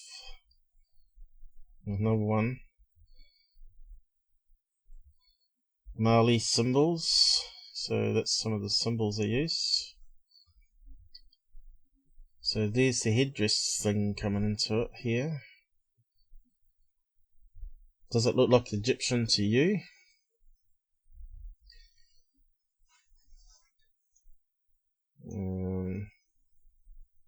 Circle with little bits on it.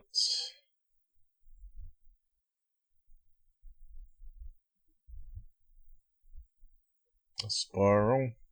But a lot of that's in nature, right? We get spirals in nature, and they pick up a seashell that's got Fibonacci a bend in it. You know, the what they call the golden number, the 1 over was it 1.37 or something like that? The golden ratio, as they call it.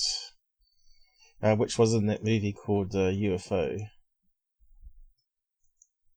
Golden number. I've talked about it before, but I can only remember so much in my head. The golden ratio.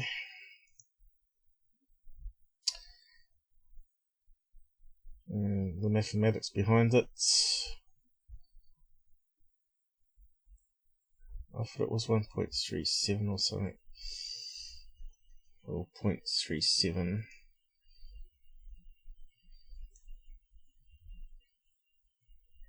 What's it say there? Maybe that's the ratio, not the number that we're after. Golden ratio, also called the golden mean. Other names include extreme mean ratio. Something to do with the hydrogen atom anyway, as well, which is interesting.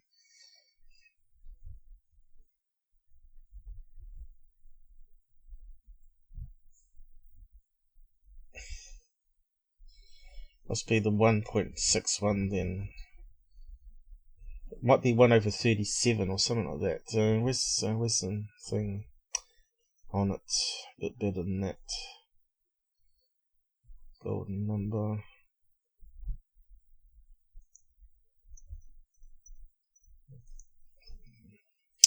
One over 37, I can't remember.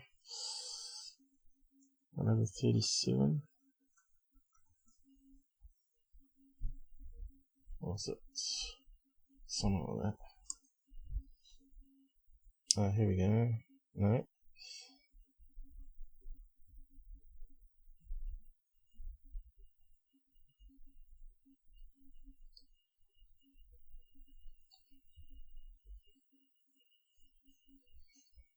Some sort of ratio anyway that gets the 1.61, whatever it is. But anyway, won't worry about that at this stage. But yeah, so that's all their symbols that they draw. So how's that equate to receiving ancient knowledge from aliens? So this is what's coming up in a minute. So we might come back to that. So where's this one talk about aliens? Is it this one? Talking about the grey skin and stuff. Which looked nothing like those other pictures where they had green skin.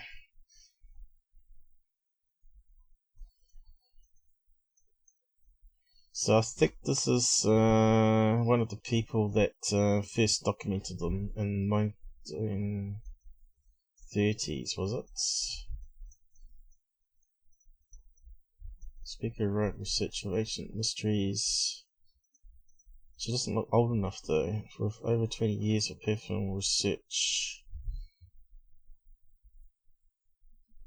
Maybe she's carrying on the research. So where's the thing about the aliens? So it looks like she's comparing the different writing to other countries. Nevada. So that would be the Hopi, wouldn't it? The four corners up there. What's that one say? Can't quite read. Terrible colour for font. What's that one say? Ireland, is it?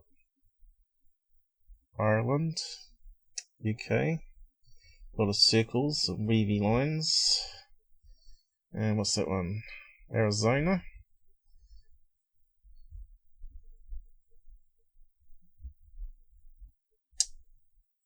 Which again I would have thought was the Hopi. Australia, which is Aborigines. Circles again. Circles. Circles. So like I said, it almost seems like there's some sort of connection between all these different countries back in the ancient times. And we got some more here. Ireland again. Nevada. What was Nevada? That must have been another type of Indians here. Was it Hopi? Not Hopi. Navajo, was it? So that might be Navajo. Australia, South Australia, Idaho. What else we got? So yeah, basically they saying, oh, we got Spain added in here now. Circle patterns. And now we got England. What's that one? So yeah, USA.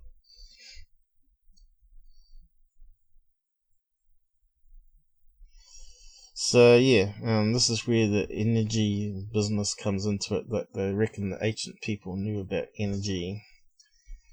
They talked about they knew that the universe come out of a black hole, which is a bit strange though, because it seems to fit in with the time that the priest come out with the information about his Big Bang theory, right?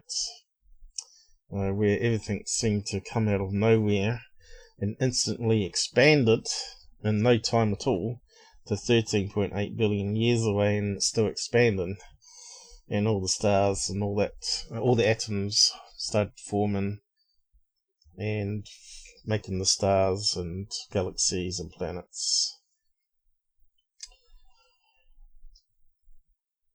I was hoping to find that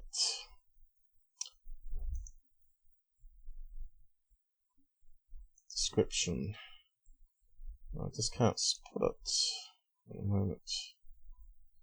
It's talking about the colour of skin. I've got a lot of tabs here though.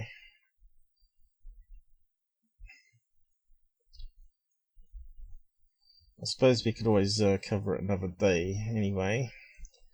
It's going to be like the part 1. It might be on this one here. I think that was a nice, concise little recap here as well.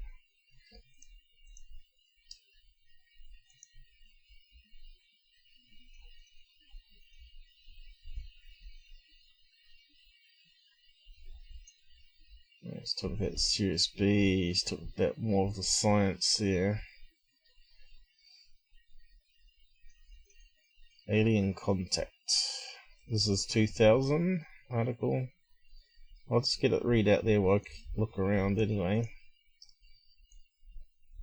There'll be a lot of repeat of what we've already heard already, but it doesn't matter. Different people express it differently. Looks like it's selected the picture. Well, that'll do.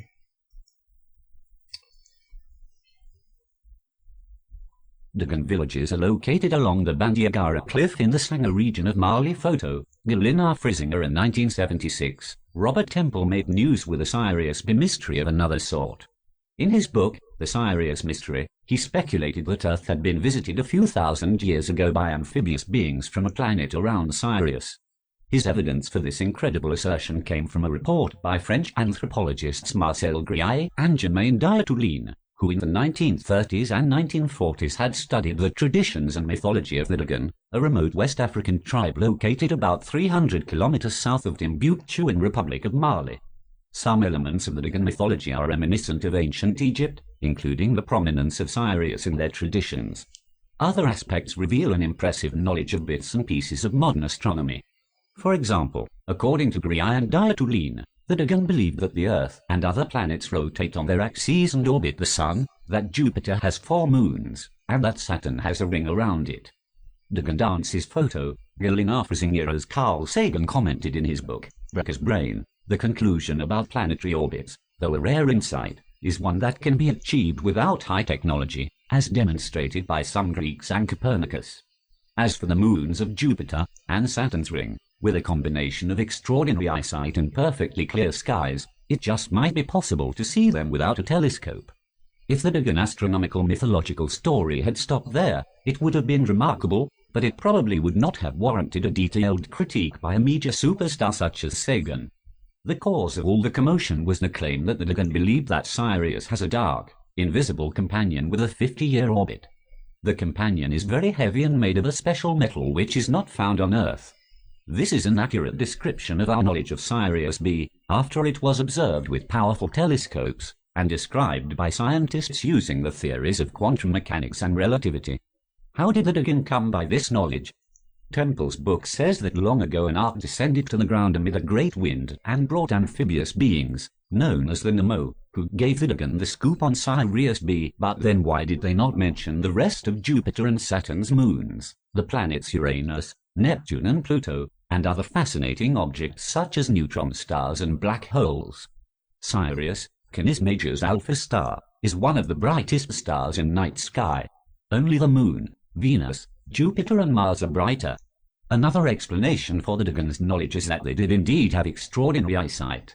According to Robert Burnham, author of the classic Burnham's Celestial Handbook, Sirius B can be observed with a 10-inch reflecting telescope on a very clear night.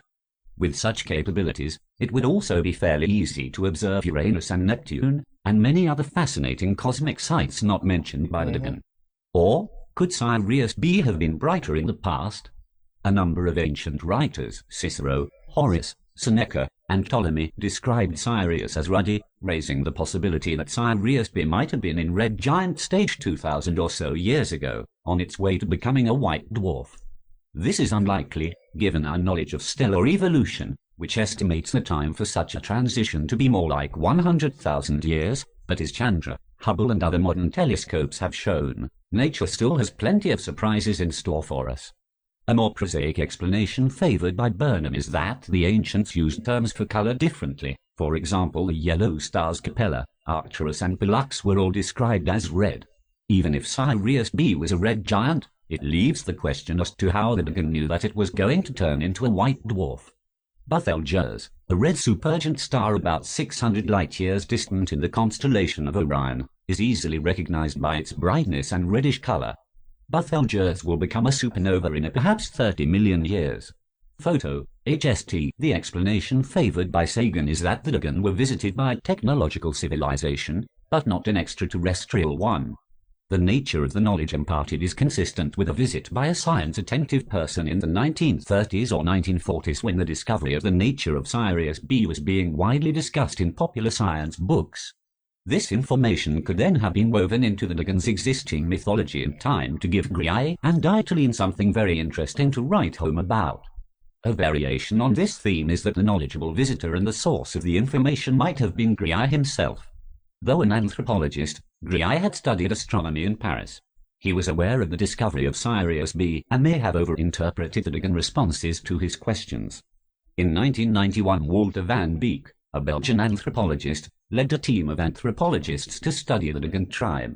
Although he hoped to find evidence for their astounding astronomical knowledge, the team found no trace of the detailed Sirius lore reported by Grial. What do you think? So yeah, that's a good summary, that one. What was that one again? I've gone past it. I was just trying to find the one which he was given a description of the aliens. I just can't pin it. I know it was in a mess of text like this.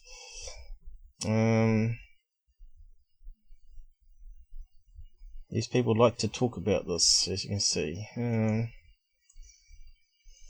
Skin of a dragon. So they're talking about stuff there that they had advanced knowledge that was in quantum theory and string theory and what the atom looked like and all this sort of stuff. But when you look at their clay houses, they didn't obviously use the information that were given by the aliens, if they did, because they didn't have light bulbs, they didn't have batteries, they didn't have cars. They still got around on horses and walked around. I don't think they even had carts. So yeah, they might do nowadays, of course. Modern technology goes everywhere now. Maybe it was on this page here where she was talking about the aliens. I'll try to find it. It's kind of annoying. Why is it not skin of a dragon?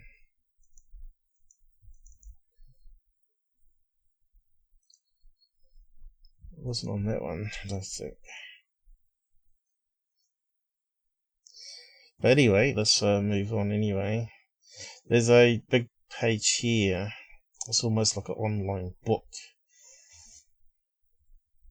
breaking it down as well.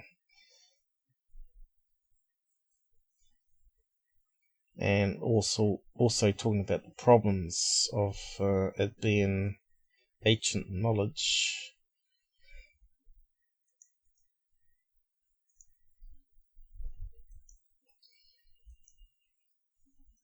On above top secret. Like I said, it's a complex, messy subject, and there's a lot of stuff to get your head around.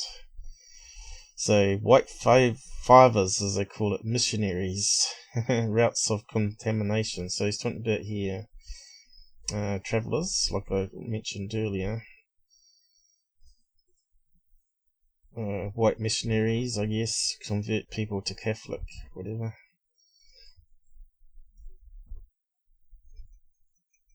Other missionaries, so not all one religion, visiting them to try and convert them.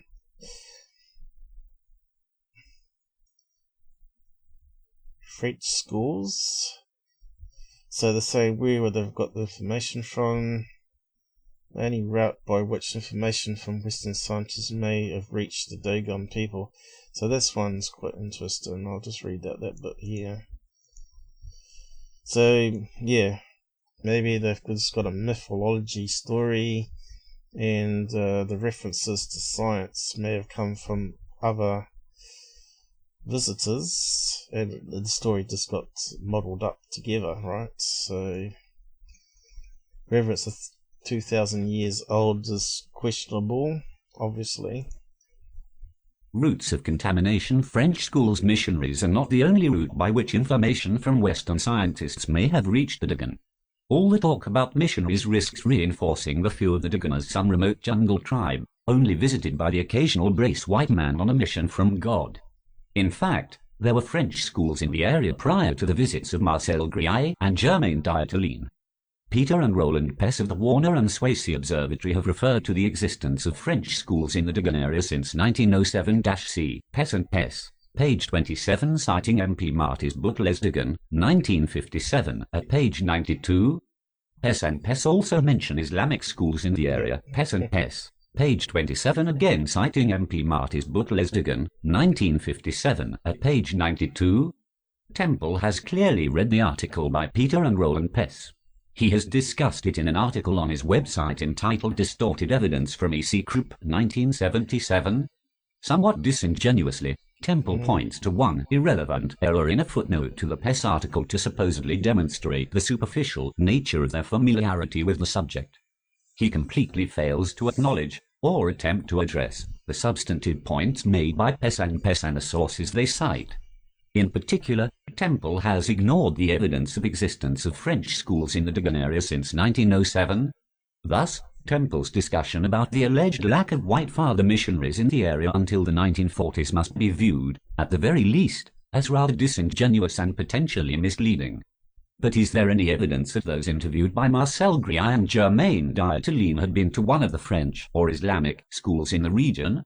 2 points arise. So, yeah.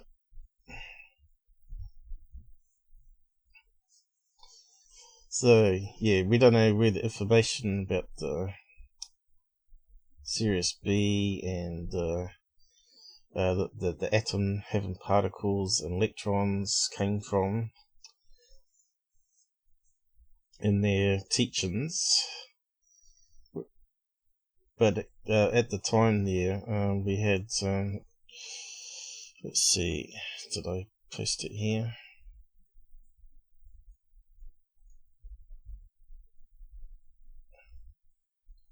What's that bit there talking about?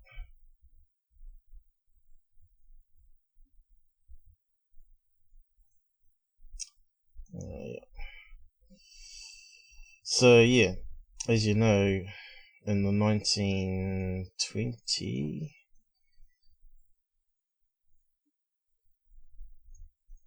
and the mass of hydrogen. So they discovered back in between the 1870s or 1920s, the makeup of the atom, which fits in with the time frame that those French people visited the tribe to document their culture, that they may have got this information from people that stayed with them, telling what had been talked about by other countries or nations.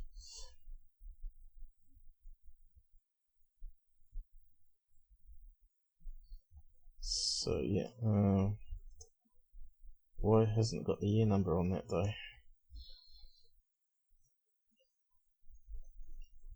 I was looking for the year numbers.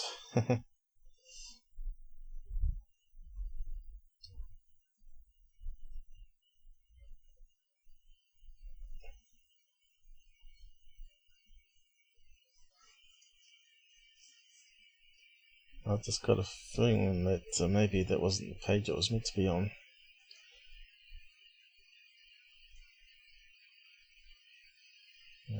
Probably too late now. Let's see. Was nucleus of atom discovered?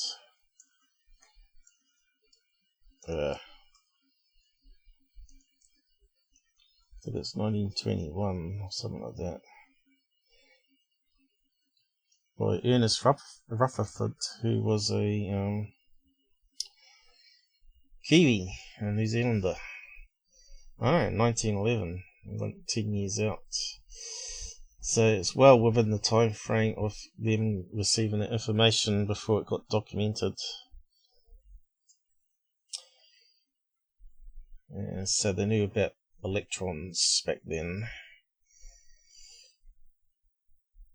That guy here, Lard, what's his name? Seems to be the main promoter and pusher of this advanced knowledge they had. Laird Scranton.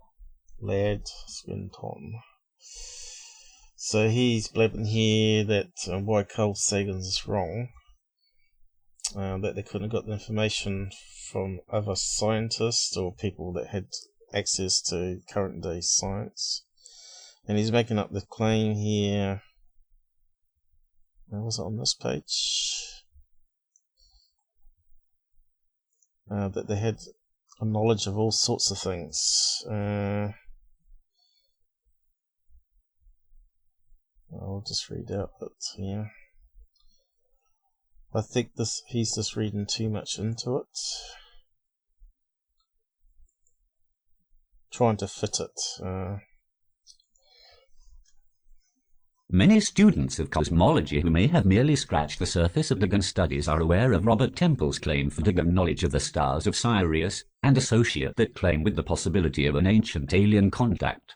Likewise, they may also be aware of Carl Sagan's famous rebuttal argument, suggesting that, since details of the stars of Sirius were known to modern science by the time they were reported among the Dogon by French anthropologists Marcel Grillet and Germain Dieterlen, it would be more likely that the Dogon had derived that knowledge from a modern visitor. This brings us to the first of what I may call my pet peeves relating to studies of ancient knowledge, the notion that to propose an alternate explanation and declare it more likely is the equivalent of actually carefully parsing all of the known possibilities. To my way of thinking, it clearly is not equivalent. As an illustration of this point, imagine that you are sent to the emergency room of a hospital suffering from a mystery malady, for which there are several known possible causes. Your doctor may realize that one of these typical causes is more likely than the others, and begin with the presumption of that cause. This choice in no way absolves him or her of the responsibility to ultimately pursue the less likely causes if the first is shown to be definitively not indicated. Notwithstanding Germain Dieterlen's personal response in refutation of Sagan, had Carl Sagan actually taken the time to explore the less likely possibilities, he would have uncovered a body of Dogon cosmological references that are explicitly claimed by the Dogon priests to describe how matter is formed, and which follow along in close lockstep with current scientific thought about the underlying nature of matter. Many of the pivotal details that correspond to modern science were clearly not known at the time of Grignard and Dieterle's studies. String theory and other theories related to Einstein's work on unified field theory came into the public consciousness in the 1980s and after, while Grignard died in 1956, and so clearly could not have been conveyed to the Dogon by Sagan's theoretical visitor. One purpose of my first book, The Science of the Dogon, was to delineate the boundaries of possible accurate scientific knowledge on the part of the Dogon. Those who have pursued Grignard and Dieterle's studies will see that knowledge of the stars of Sirius represents merely the tip of a much larger iceberg. The only problem here, though, is a lot of the theories that he's mentioning here are just theories. It's not proven. Like, Einstein's not going to be 100% correct, right? Even though people are saying he is. Because I've talked about space-time being wrong, and I've also talked about gravitational lens and proven that space is bent is wrong as well on previous lives. And of course, the universe having a beginning is the Big Bang theory, which is again just a theory, and they can't prove it because they can't. They have to keep adjusting their models to try and fit their theory all the time. They're trying to prove that dark matter is real and dark energy to fit the motions of the planets. And also they're trying to prove inflation is actually real, but now recently they just brought out some new findings from Hubble that the expansion doesn't fit the model. So there's all sorts of issues going on. So would the aliens have corrupted science and pass it on to them? It's unlikely. They would have a better theory of how the universe works. But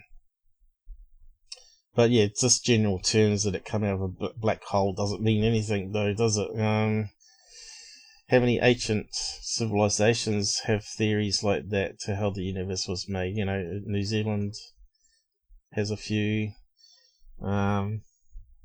So we won't go into that, though. Religious stuff, you know. String theory. Who believes in string theory, you know? If you just Google string theory is wrong, you get lots of stuff popping up. So he's equating that they knew about string theory, and yet it's just another theory. String theory is wrong. And you'll just get lots and lots of pages on it. 66 million. And that one's saying it's not wrong in 2017. Dark energy may not be incompatible with string theory. What's wrong with string theory? 2012. So these are all different PhDs fighting each other. Not even wrong. The failure of string theory. So not year number on that one. What happens if string theory is wrong? That was 2015. String theory fails another test in 2017, December. Let's see what else we got. Chronic incompleteness of string theory. Because that Japanese scientist, what's his name? Miko Kuku, or whatever his name is. He's a string theory person. He'd probably be on the list here. Here you go. Top string thing. This guy here. How'd you say his name again? Mikio Kaku. So, Discovery interview. Why is string theory wrong? We've got a video here, 2018. So yeah, he's incorporating string theory in the Dogon's mythology, and it's just a theory, and it could be wrong. Well, it's most likely wrong, according to my mate anyway. My other science mate, but and then you got the Big Bang is wrong. You type Big Bang, and you get a lot of PhDs debating all the problems of it. 2019, still talking about it. Could Big Bang be wrong? 2017, Big Bang wasn't the beginning. So if they got a myth of the universe beginning, then bang-o, gone. There was no Big Bang singularity, 2018. So yeah, as science progresses, more information comes in. What we've been told is correct is wrong, and you got gravitational lensing. This is why you got to question everything. Do your own research. Don't just take what mainstream scientists will tell you. So here you go. Was gravitational lensing wrong? Was gravity wrong? Einstein was wrong. Einstein's gravity theory could be wrong. 2016. Lensing by refraction, not gravity. So being in space. So they're talking about here that they talk about it bending the light as it goes past a big massive object. But you forget that all objects, even Earth's atmosphere, goes out quite a fair distance away, especially from the sun, would have a sun atmosphere of thin gas particles, which would then the light would pass through and bend it, which doesn't necessarily mean that it's bent space. So yeah, this is what I'm always looking at, seeing if there's been something that's been found out. Then you got one space-time wrong.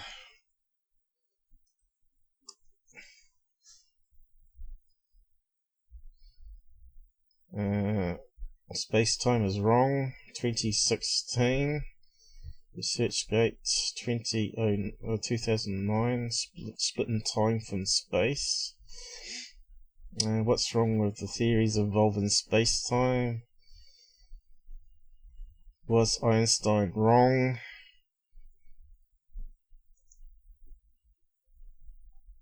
And so on. Do we need to rewrite general relativity in 2015 there? So you can see they haven't got it all sussed out at all.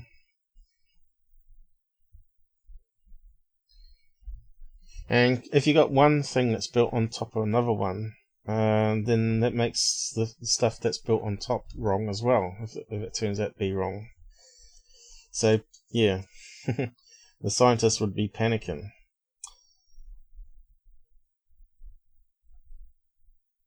So I've covered this in previous lives anyway, all these different topics. And of course Tesla didn't like general relativity at all. It said it didn't fit in with normal universe.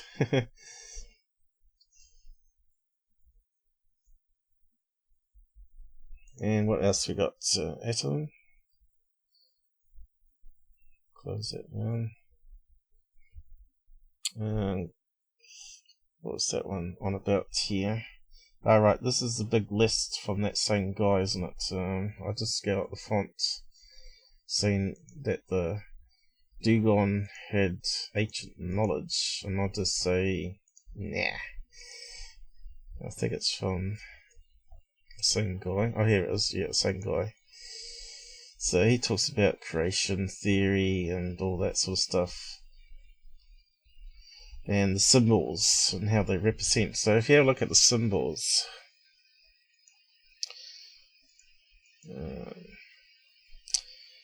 again, let's see if we can find the one where he's talking about wave energy turns into particles.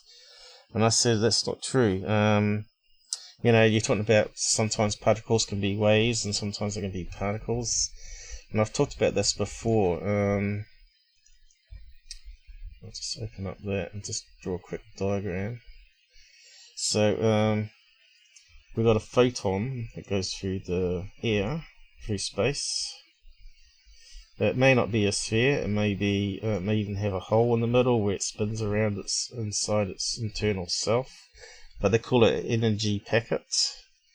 So that's moving through space. So that way. And it could be spinning. So they call it energy packet. And as it's moving, it's emitting waves, electromagnetic waves. So it's got both components, right? There's actually a particle and a wave. How do we draw a wave? I don't think this can draw sine waves, can it?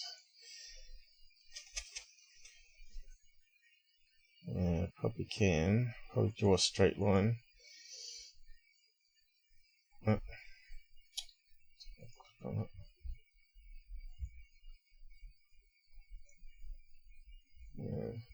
Sort of close to it, anyway. So as it's moving through space, it's emitting frequency, electromagnetic radiation from it, which is the wave. So as it passes through like a prism, so this is UV light or infrared light or natural light, where it's got all the frequencies combined. And so the particle's there still, the photon packet, because when that gets when that absorbs into another atom, like a skin, like on your skin from sunlight, it creates heat, right? It absorbs into the atom of your skin, and it releases a electron and some energy, and that's why UV light is more energetic and can burn you over infrared. So yeah, it's a bit hard to explain it really, but it can be a particle and wave at the same time. It's moving through space and it's emitting electromagnetic radiation at the same time. So it gets absorbed into the atom, and so does the electromagnetic radiation, which damages your skin. But yeah, he's talking about they knew that the wave turns into a particle. It goes from squiggly thing and then forms a particle, transforms. But I don't believe it does, is what I'm saying. I'm saying it's both. It's just the way you think about it.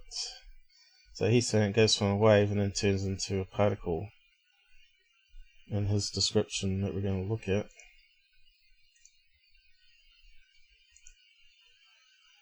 Complicated stuff, but and I'm just trying to find a picture of what he says is their so-called wave to particle information. It's here somewhere. Just trying to find the picture of it. Here it is here.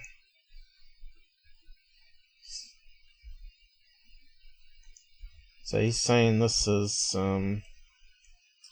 representing a particle unwrapping itself back into a wave as it's sort of coming out here. The four spins of how it transforms a wave into a particle.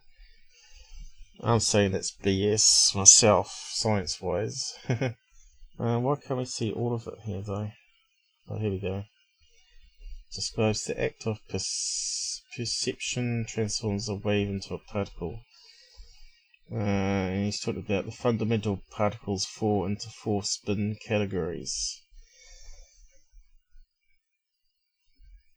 Yeah, so how do you meant to interpret that as ancient knowledge? A couple of scratches on the ground, drawn in sand, and documented. So that might be just like the philosophy and religion, right? That everything's energy, and the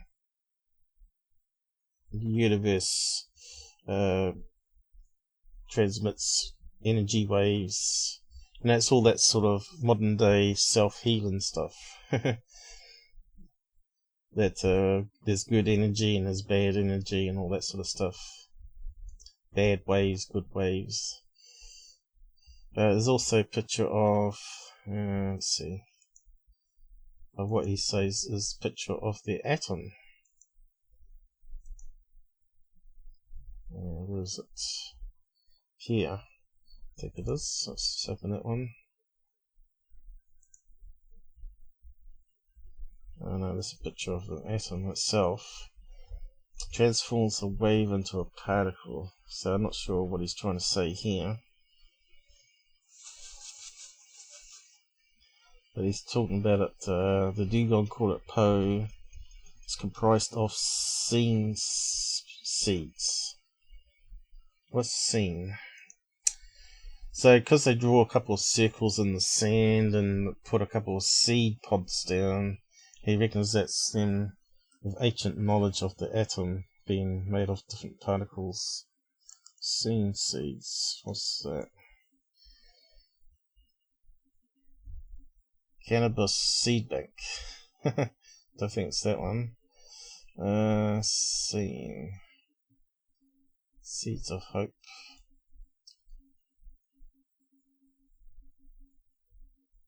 Sacred symbols. Here it comes again.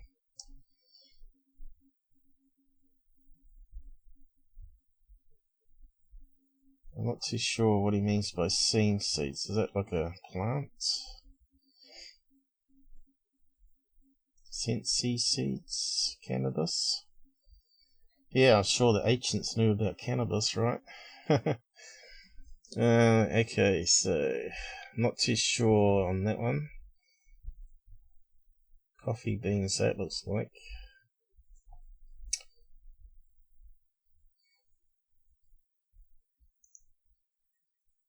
So yes, I'm not too sure. I suppose you'd have to convert it. Maybe it means something else.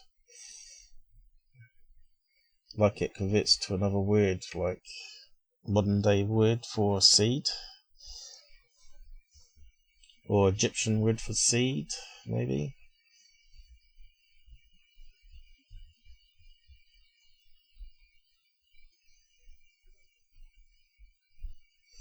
But yeah,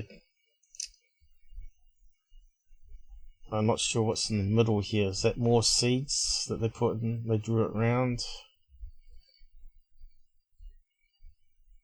Comprised of seen seeds, so. And Po, I think, is Egyptian, isn't it? Po. What is Po? Probably won't tell us, will it? No. I think it might be Egyptian.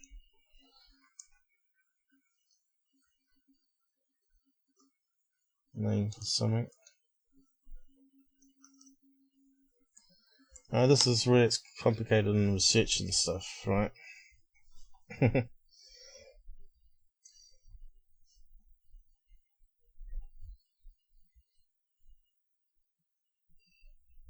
Be there on the diagrams probably. Probably have to go back to the pages again. But yeah, where is this page on? Here. So another interesting thing before I go back there. It's a wee bit all over the place, but yeah, there was quite a few impacts in Africa of these large meteorites. Could that be what they saw coming down? Was aliens in this spinning craft? Was a spinning rock that hit into the sea or near where they lived? So let's have a look. Scientists now have evidence of large platinum dense meteorite hit the Earth 12,800 years ago. Platinum. So that must be it there, is it? Just less than 13,000 years ago, and climate cooled for a short while in many parts of the world. Again, it looks like climate change here, but due to a meteorite impact, right? Drill in Greenland.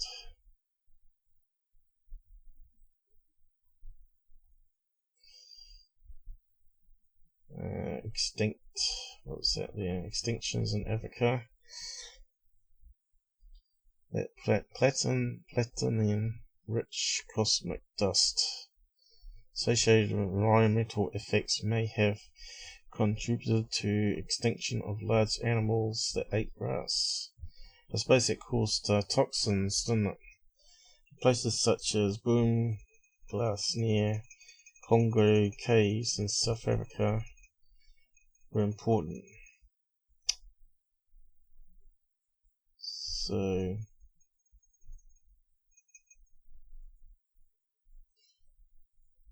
that's quite an interesting thing that I found there. So maybe that's when the extinction of maybe advanced humans happened as well. Back then, Atlantis, the story of Atlantis. Could be all connections going on, where it's all sort of fitting together. Impact. But there must have been another one that wiped out the dinosaurs. Must have been something else that wiped out the dinosaurs. But if this happened only a short time ago, right? When primates were developing, they may have got knocked back to the Stone Ages. And the people that were left obviously lived underground until the atmosphere cleared. And plants come back.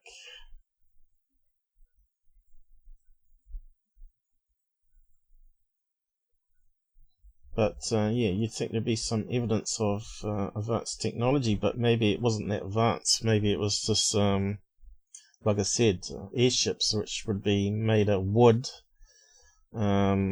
silk, maybe flaxes for the balloon itself.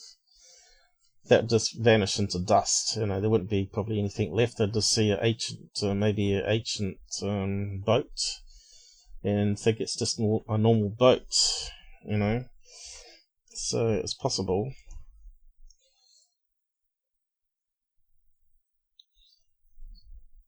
Oh, that was the other page we read, that one. That was quite a good summary, that one. I'll just copy that one. Yeah, I just can't find the bits I wanted today. I see it in the massive web pages that I bookmarked.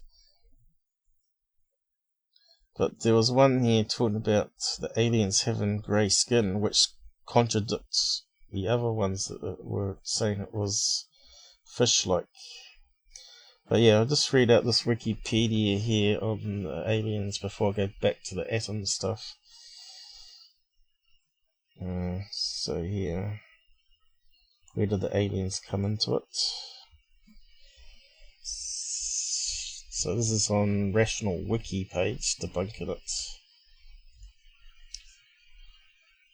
Robert Temple, in his book The Sirius Mystery, claims that the Dogon were visited by an extraterrestrial race around 5,000 years ago, who imparted much astronomical knowledge. 2. This is slightly backed up by the law of the Dogon, which states that the Lord Mamos came to Earth from Sirius B to give order to the world. However, it has been suggested that the idea that Mamos came from Sirius B is actually a mistranslation, and that Mamos came from Sirius. 3. Melanine. Melanine. Edit. Francis Welsing claims that because of the Dogon's large amounts of melanine, they are able to pick up on vibrations from Sirius B.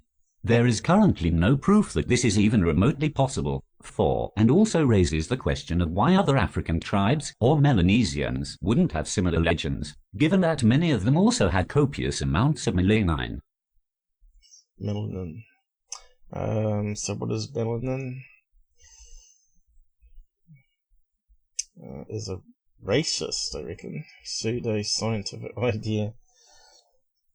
And that's the theory.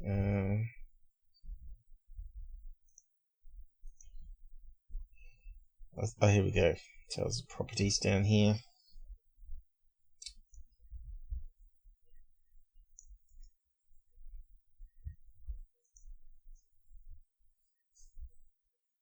Alleged properties of melanine. Edit. The following is a list of the alleged special properties of melanine. It is certainly not complete, since the theory has no actual scientific backing. Melanine pretty much has any properties that the proponent wants it to have, thus it seems to make you a superhero. So what is it exactly? So, up here, how can it make you a superhero? Melanine theory is a racist, pseudo-scientific idea that high levels of the pigment melanine give a person a multitude of special abilities. According to this theory, melanine is present in nearly every organ of the human body, and the amount of it in the skin is correlated to the amount of it in other areas, especially the brain. Therefore, because melanine is present in higher levels in black skin than in white, black people are superior to white people. In fact, white people are considered degenerate, albino mutants by the proponents of this theory. So that's where the racist side of it comes into. Natural superconductive properties. Reality that it is a semiconductor. Chemical basis for the soul. Physical prowess, higher intelligence. Actual purpose. Okay, here we go. This is actual chemical structure. It's quite complex there. It's got hydrogen, nitrogen, carbon. What else? Nitrogen, hydrogen, oxygen. That's about it, I think. Carbon.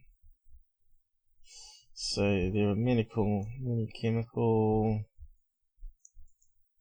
What's it saying about it here? There are many chemicals that are melanines, including melanine, piomelanine, trichochromes and neuromelanine. Both melanine and piomelanine are found in human hair and skin. Melanines are found in many organisms, including animals, plants and fungi. Melanine is the primary melanine in human skin. For the primary function of melanine and most melanines is to protect against solar radiation. In humans, cells called melanocytes produce melanine that is inserted into other cells via melanosomes. The melanosomes accumulate adjacent to each cell's nucleus, where they protect the DNA within the nucleus. This is the reason that people with ancestry near the equator have darker skin than those with ancestry closer to the poles. People living near the equator need more sun protection because there is more solar radiation, and people living closer to the poles need more sun exposure to produce more vitamin D, which is endogenously produced in humans from sun exposure. The need for vitamin D versus the need for protection against solar radiation also explains why lighter-skinned people's skin darkens, tans, after prolonged sun exposure. So I'm not too sure where that comes from for the myth of the aliens, but obviously someone brought it up, right? This Francis guy.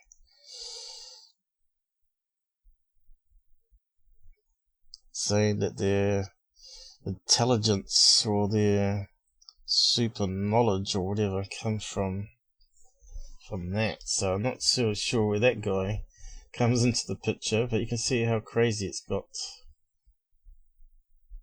So sensible explanations.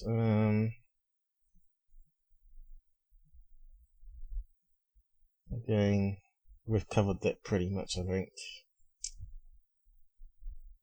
Other interesting facts. They live in the area. Yep, we know that. Cliffs. So we've covered that already too. So the French account of the Dogon beliefs is accurate. This still doesn't mean that the source is extraordinary.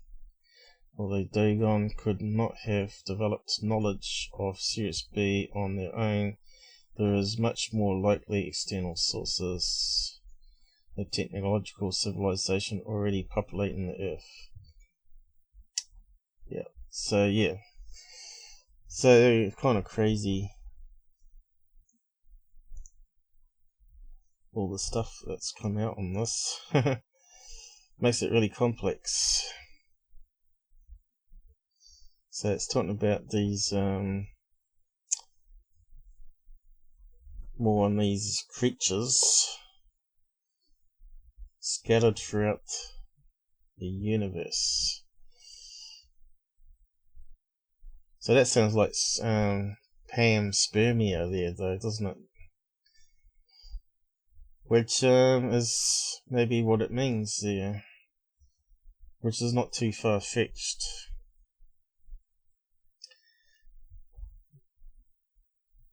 So let's just read out that chunk there.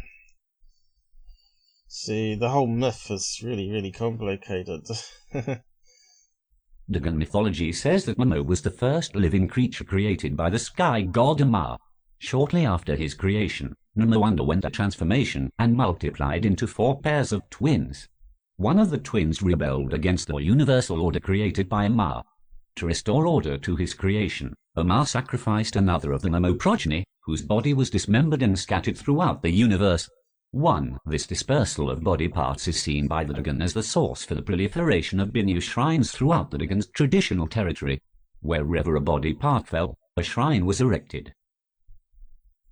Okay, so another interesting one, the Sirius mystery.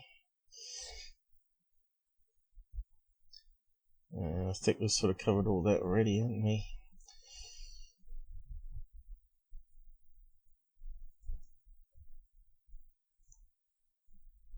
So there we got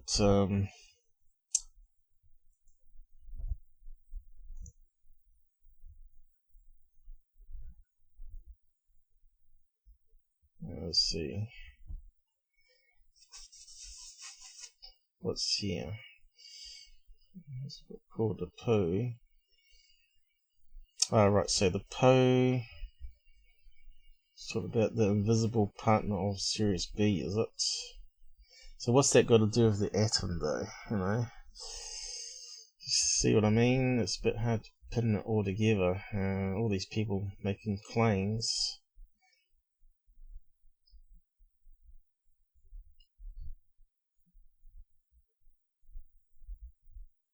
So here we go.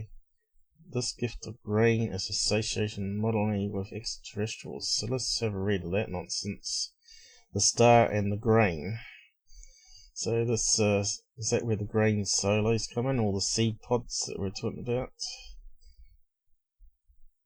Stellar seed, fish gods. Yeah. Stellar seed, what's that talking about here?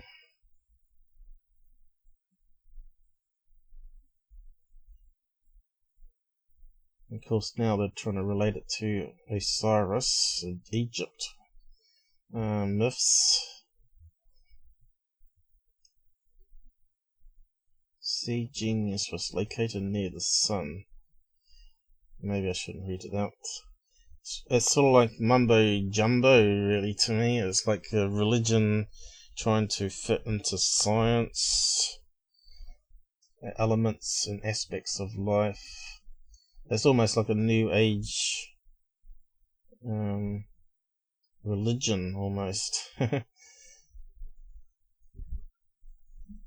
Fish god.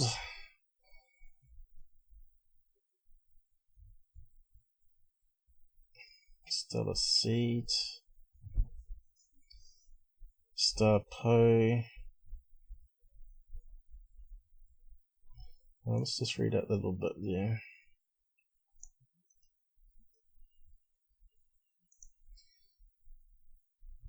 Because the fonio grain is very small and white, the star Potolo is very small and white. According to the story of creation, all things emerged from the star, just as all things emerged from the primordial grain. The Dogon likened the star Potolo to the husk of a seed. Some of the blood of all the things that were created was left inside the star after they were released, and this makes Potolo very heavy. The Dogon say it is the heaviest of stars. It used to be located where the sun is now, but it moved away. So to me it looks like they're talking about seeds, you know, seed pods. And they're trying to use seed pods to explain the stars. Kind of crazy, isn't it? Yeah, I'm not sure.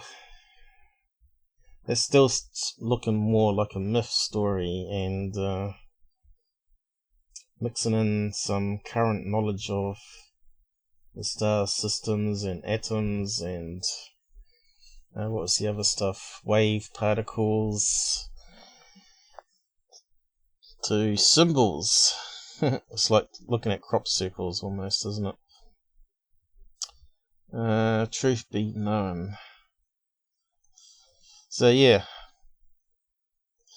we need to do a lot more study on this book to really grab what's going on with it all, but I'm very skeptical. I can see why Carl Sagan said no. So we got a map here. Let's have a look. Does it come up properly? Where's the map I had? Where's that disappeared to? I had a map of all the impacts. I could have sworn it was here somewhere.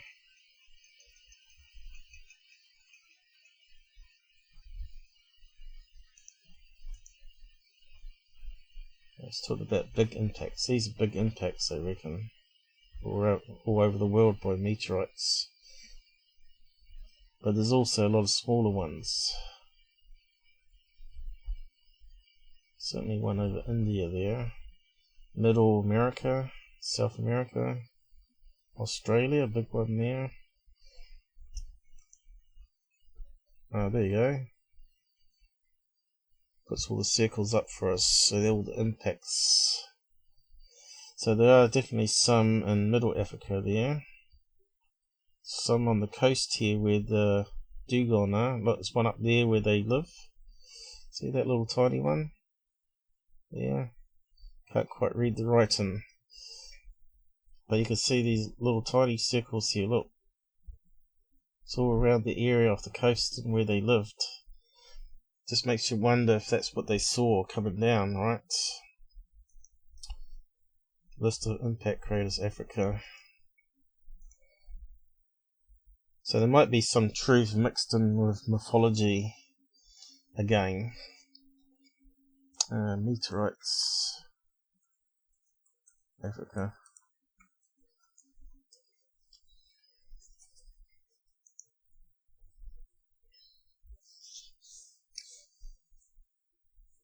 So who out there likes ancient aliens? Oh, here's a map of a better one, showing the impact locations. It's all around where they are. See that?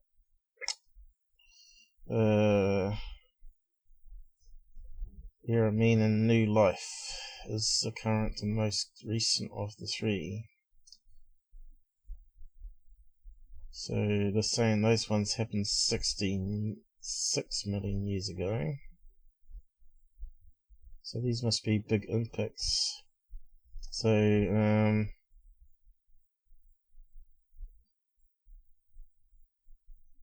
lot of impacts going back millions of years then. 2000, 2023.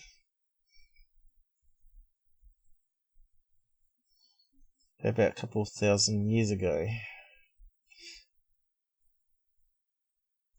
Of course, we can only find this out by, I suppose, geology, right?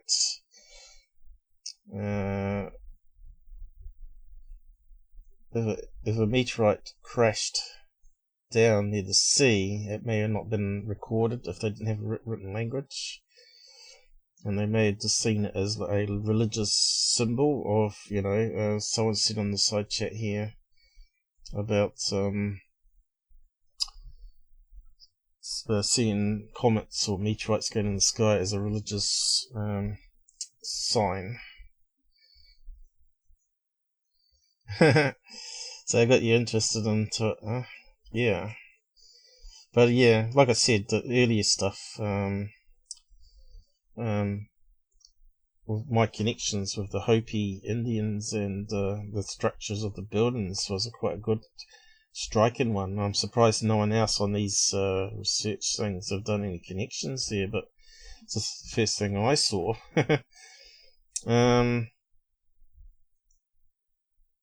Did I post that one? Yeah, I did. Yeah. I was hoping to find some references to 3,000 years ago. So, the Sirius mystery, another book written about it here. And we got James Oberg. Robert really hates that guy. He had a fight with him on our, one of our videos in the comments. Started calling him names. I said, stop that. Don't call him different names. It's not very civil. He might be a debunker and he might not be a believer, but a lot of his stuff he does say does make sense.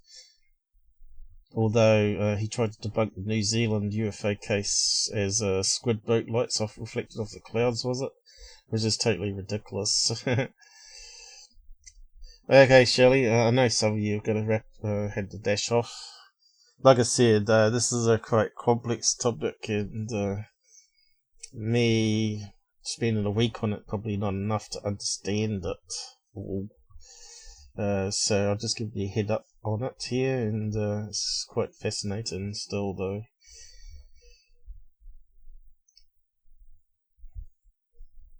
So really, I haven't done too much debunking today, or looking at UFO stalker cases. But it's also always another Sunday. I probably should do another live stream midweek, probably, because there's just so much to cover every month, every week. It just so many pictures of videos of UFOs in the sky, and having a look at them to try and nut them out. So what does James Oberg reckon of all this stuff? Let's have a read what he says. James Oberg, edit, journalist and skeptic James Oberg collected claims that have appeared concerning Dogon mythology in his 1982 book. 10. According to Oberg, the Dogon's astronomical information resembles the knowledge and speculations of European astronomical knowledge of the late 1920s. The Dogon may have acquired their astronomical knowledge, including the information on Sirius, from European visitors before their mythology was recorded in the 1930s.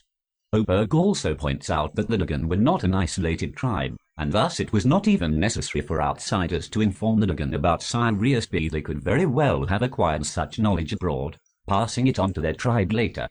Sirius B was first observed in 1862, and had been predicted in 1844 on dynamic grounds. However, Oberg does concede that such assumptions of recent acquisition are entirely circumstantial and have no foundation in documented evidence. So yeah, he's taken the same line as Carl Sagan. So what did Carl Sagan say again?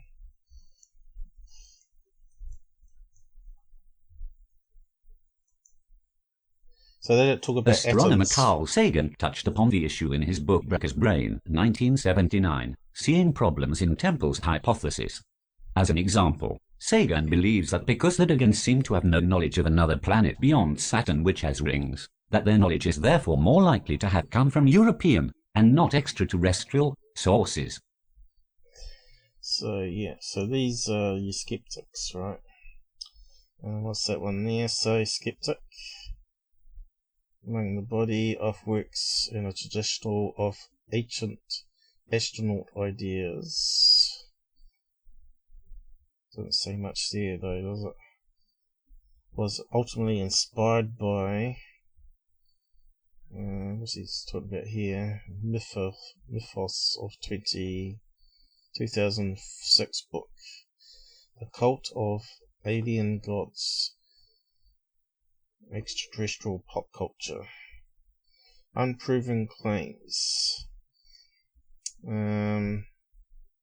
Aspect of reported Dogon knowledge of Sirius B. Says you can see it's all talking about the stars here, nothing about the atoms or waveform or string theory. And of course, this guy here was saying, well, I'll just post that there as well, saying that they didn't acknowledge that information, so they're wrong. But maybe because that information wasn't brought forward, they couldn't comment on it at the time, right? Obviously, they didn't study the subject and all the symbols and all that. But I'm pretty sure they would debunk all that as theories of the 1900s back then. The Big Bang was out then. When was the Big Bang? Let's see. I think it was not. Oh, that's the 1921, not the atom. Atom was 1911. Big Bang, which was invented by a priest, by the way, that studied the stars. Catholic. Big Bang Theory. If you go to the wiki page, it probably tells us. Let's see.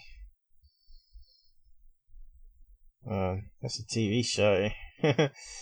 I wish they wouldn't name TV shows after science. So what else we got? Big Bang Theory. How do we get rid of the TV show from the list?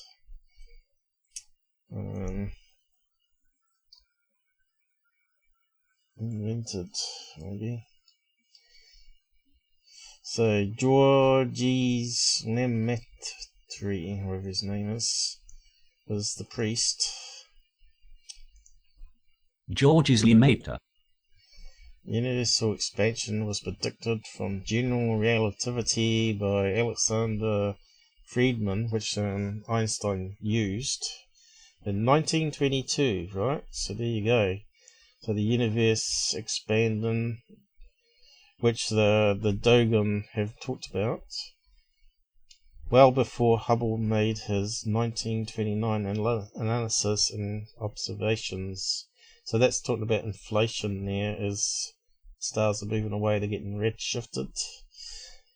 But of course there's a lot of problems with that theory still, which is coming out with the Hubble, the findings from Hubble. So yeah, there you go, it all fits in the time frame before the 1930s. So that information could have easily been passed to the Dogon before it was documented by the priest telling the story to the French people that went there. And did I post that one? I did. We read that one out, so we can close that down. So where is the one about atoms? So this one. So I'll just read out this one here from this guy again. And I think he's just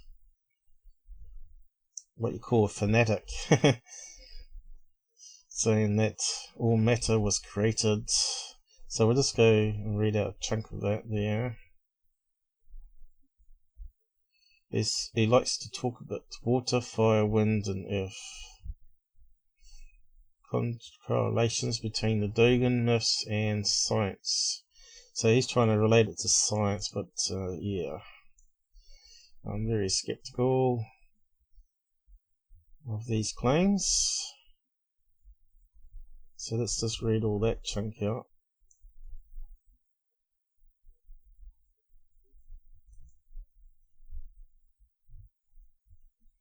I'll probably find the paragraph where it's talking about the alien description at some stage. It'll be here in the links here, unless I accidentally closed it, of course.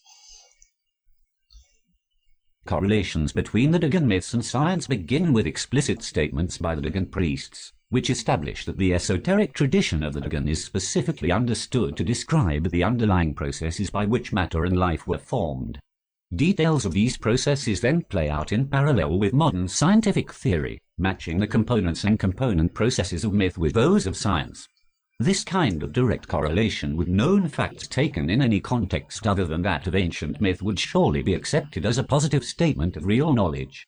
It should be emphasized that the scientific interpretations we place on various Dogon cosmological symbols are not arbitrary ones.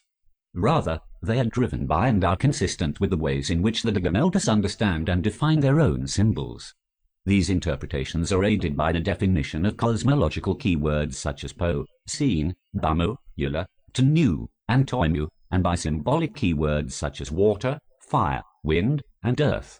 Such words seem to transcend boundaries of culture and their likely counterparts in the Egyptian hieroglyphic language often confirm the scientific sense of meaning assigned to the words by the Dogon. In the purest cases, these relationships between words are supported by common multiple meanings, or by common related symbols, often by the Egyptian glyphs used to write the words, whose shapes match related Dogon cosmological drawings. The coherence of Dogon cosmology is upheld by a sensible, well-defined system of symbolics to lines whose themes directly mirror the best modern scientific theories of how the universe and matter might have actually come to exist. The myths express themselves clearly and succinctly, so much so that the statements of the Dogon priests are often most easily understood in direct comparison with comparable statements from popular modern interpreters of science, authors of the caliber of Stephen Hawking, Brian Greene, and Richard Feynman. Our understanding of these statements by Dogon priests is guided and supported by important cosmological drawings that often appear in a similar context and take the same form as related scientific diagrams. The Dogon symbols and concepts relating to atomic structure so thoroughly mimic their scientific counterparts that, if our purpose was to refute their basis in science, we would first need to explain in some believable way the following extraordinary similarities. The Po, which is defined in terms similar to those that describe the atom. Seen seeds, which are described in form and behavior as being similar to protons, neutrons, and electrons, and whose nesting is recognizable as an electron orbit. The germination of the scene, whose drawn images are a match for the 4 types of quantum spin particles. The spider of the scene, whose threads weave the 266 seeds of Ma, much as string theory tells us all matter is woven from strings. The basic creative impulse of the gods, from whom all of these particles emerged, which is stated in terms that run parallel to the concept of the 4 basic quantum forces in many previous examples. This study has demonstrated a consistent relationship between symbols and concepts of the Dogon people and modern science. These examples show, among other things, that the Dogon myths clearly describe the correct attributes of the unformed universe, that all matter was created by the opening of the universe, that spiraling galaxies of stars were formed when the universe opened, that this same event was responsible for the creation of light and time, the complex relationship between light and time, that matter can behave like a particle or as a wave, that sound travels in waves, that matter is composed of fundamental components, the correct counts of the elements within each component category of matter, that the most basic component of matter is a thread, that this fundamental thread vibrates, that under some conditions threads can form membranes, that threads give rise to the 4 fundamental quantum forces, the correct attributes of these quantum forces, the correct attributes of the 4 types of quantum spin particles, the concept of the uncertainty principle, that atoms are formed from smaller particles, that electrons orbit atoms,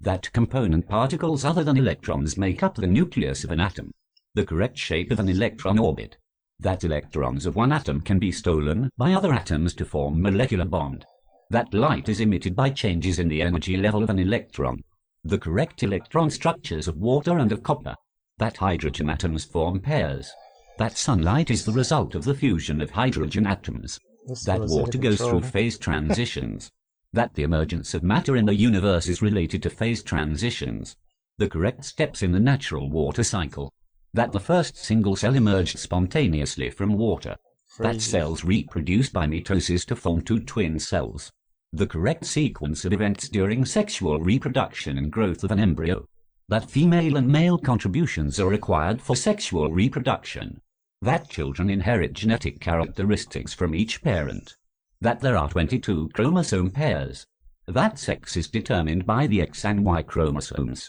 that chromosomes move apart and spindles form during mitosis, the correct shapes and attributes of chromosomes and spindles, that sexual reproduction starts with the formation of germ cells, that germ cells reproduce by a process unique to themselves, that eggs live longer than other cells, the correct configuration and attributes of DNA given the tribal nature of Dogon society. We might be inclined, as was Carl Sagan, to ascribe any apparent Dogon scientific knowledge to recent contacts with modern cultures. However, upon closer examination, we see that this point of view simply does not hold water. The Dogon cosmological system conveys scientific meaning through a complex system of mythological themes, symbols, storylines, and words.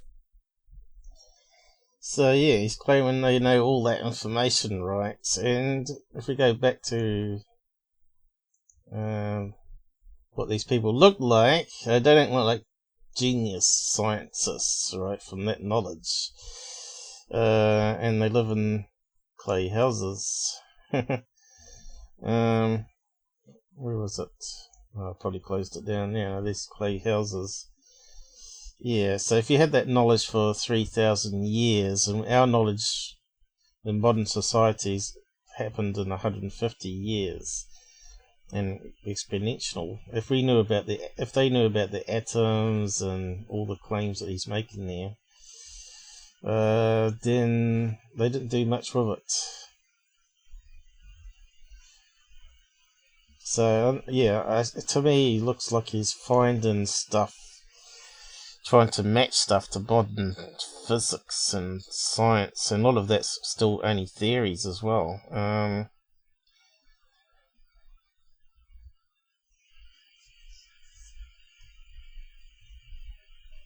He likes to talk, this guy. You know, you can see he's really weedy, but it's all confusing where he gets all this, makes all the comparisons to modern day science and all these things here from scratches on the ground. I just call it book BS myself.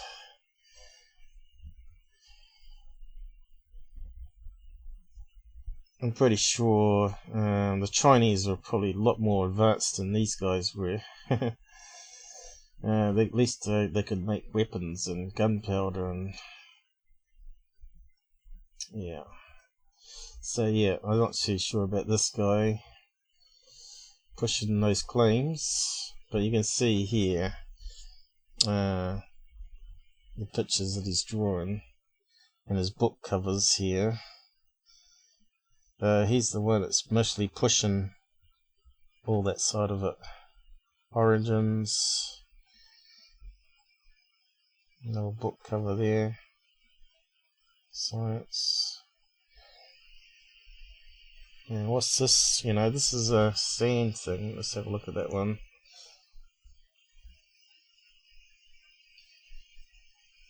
What does it say there? Sirius B and the curious case of the Dogon.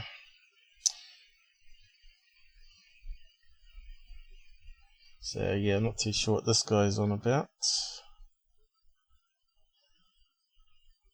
But this is the thing they draw in the sand.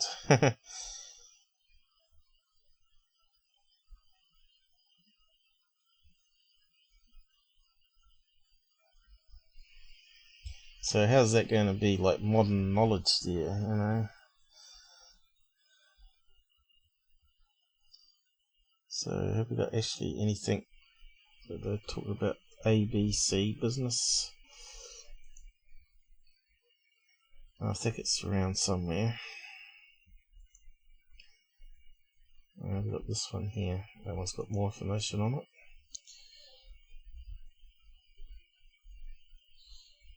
Go on.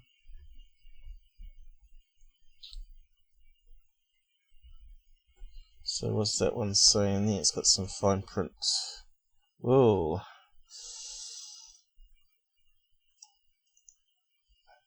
Why can't we see it? Error. Great. Let's see if I can zoom in on it.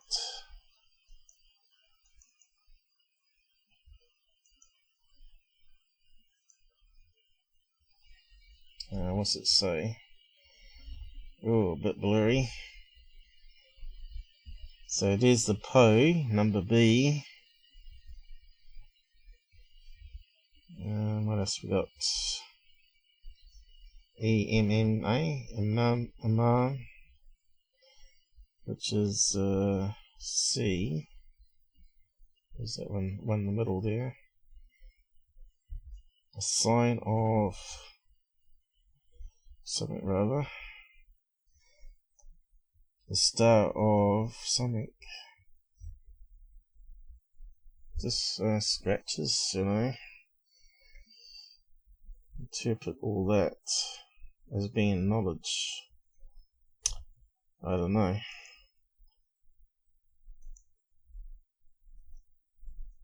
Aliens could have done better than that, couldn't they? They could have left a computer or something, some crystal that they touch and it projects it three-dimensionally in space. That they would have an ancient relic. They can say aliens come here and left us this information. It doesn't wash for me. I don't know about you guys, but it's a good story nonetheless. Ancient aliens. It might be that they did have a visit, and that sort of got mixed up with all the other stuff with the science side of things. All this extra stuff this guy's putting in about the atom and all that. So this guy here has debunked it. I'll just read out what he had to say. Debunked the mystery of the Dogon in chemistry. So he's talking about the chemistry science.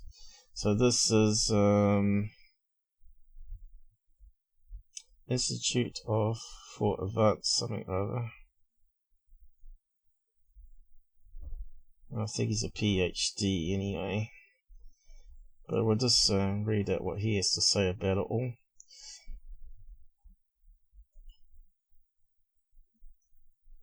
So it looks like there's two aspects of this. There's aliens visiting them, leaving knowledge, and the other one is trying to back up their knowledge from little scratches in the dirt, symbols. So yeah. The Dogon people are an ethnic group that live in the Central Plateau region in Mali, West Africa. They are best known for their religious traditions. The Dogon are believed to be of Egyptian descent. Egypt is located in northeast Africa and is in close proximity to Mali, West Africa, and the Dogon astronomical myths and lore goes back thousands of years. The French anthropologist Marcel Gréay was known for his studies of the Dogon people of Mali, West Africa.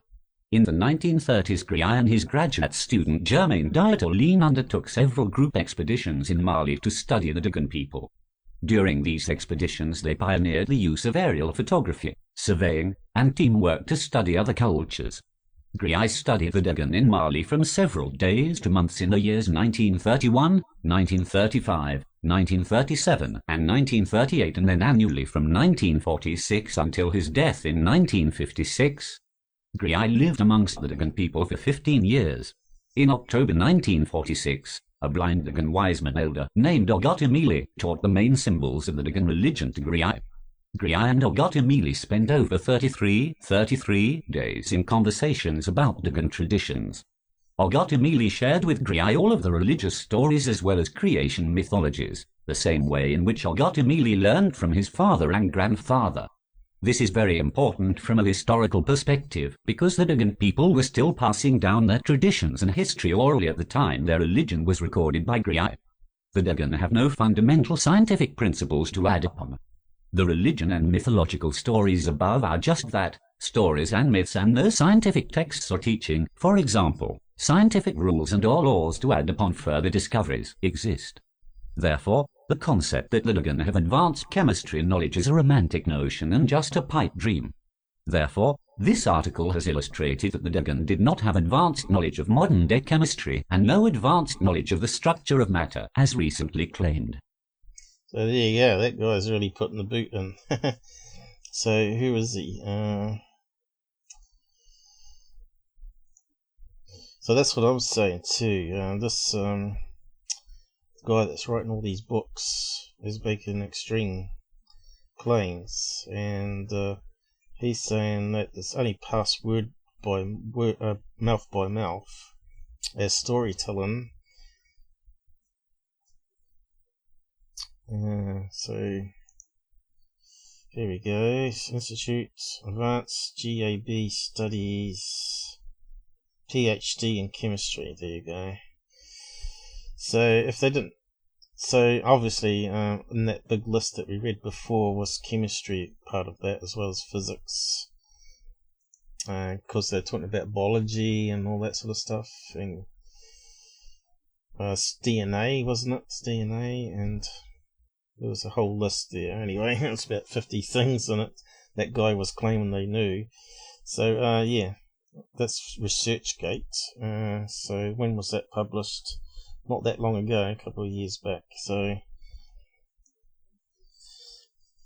but obviously no one's debunked the aliens being real or not. It's still a myth story, a bit like the blue people that I talked about and the green people. Debunk science claim. And I also found another review of the guy's book where he's talking about the symbols, comparing it to other cultures like Egypt, and the guy tore it to bits, but I didn't bother keeping that one. Yes, he said they're making comparisons that weren't really there. It wasn't really the same. It was like comparing an orange with an apple sort of thing. It's basically what that guy said. But yeah, so he's selling these books. What's the guy?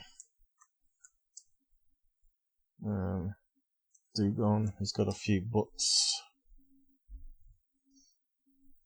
The Science of Dogon.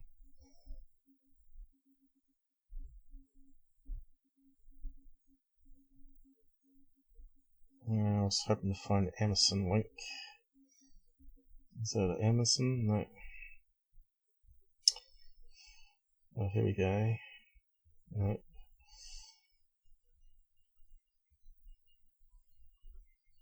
Interview.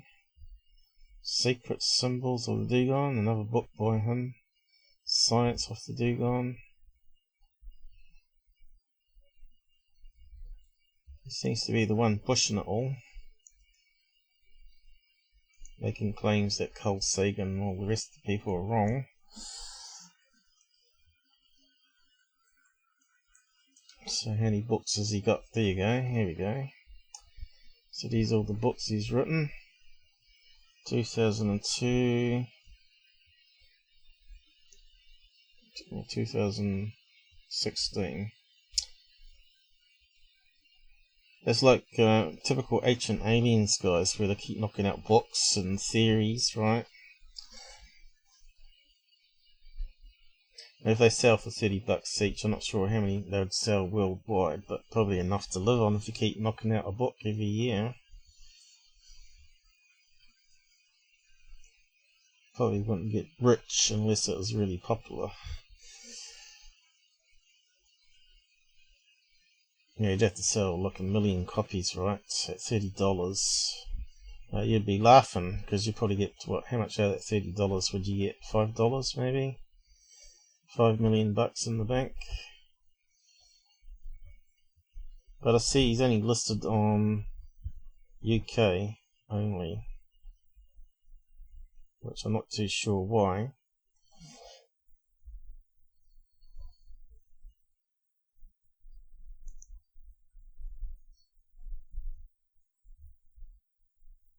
Sirius B, I'm not sure. I'll copy that link down there too. Probably got to sort of wrap up now anyway, but I was just trying to find that one talking about the alien creature skin, but I just can't see it. Is it in this one?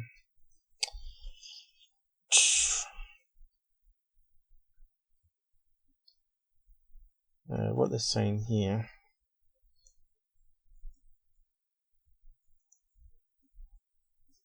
Along the cliffs of the Bandiagara escarpment in Mali, south of the Niger River and north of Upper Volta, live the modern-day Dogon tribe, a reclusive society consisting of approximately 300,000 individuals.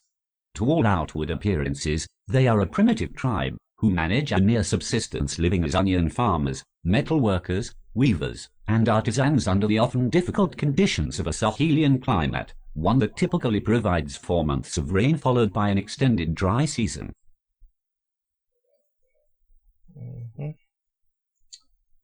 So they haven't changed much then, but it sounds of it.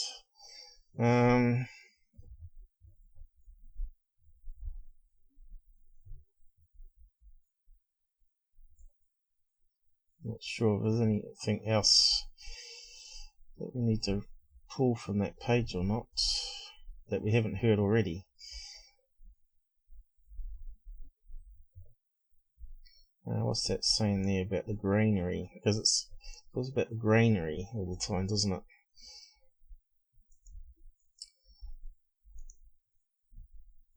The classic Dogon granary structure that Van Beek later called a chimera known only to Griai is in truth a symbolic structure that is quite well known to large populations all across India and Asia. Details of Buddhist stupa symbolism were documented some 2 decades after Griai's death by Adrian Snodgrass of the University of West Sydney, Australia, a leading authority on Buddhist architecture and symbolism, in his book The Symbolism of the Stupa. So there we go, we've got connection to India from the Dogon. Are they talking about the buildings here? Greenery.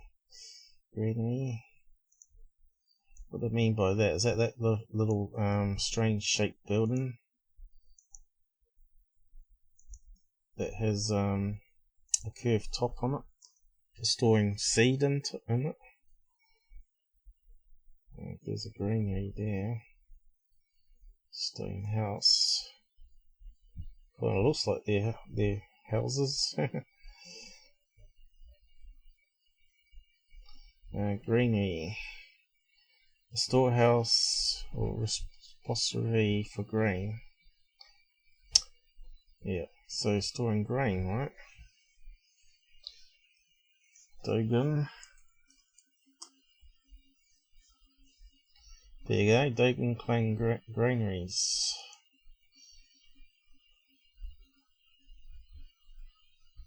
There you go, strange building with a little round top on it.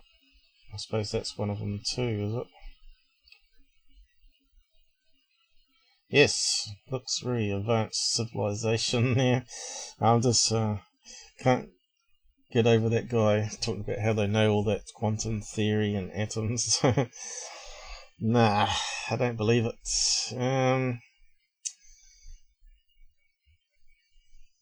What language do they speak? I think we heard about that already.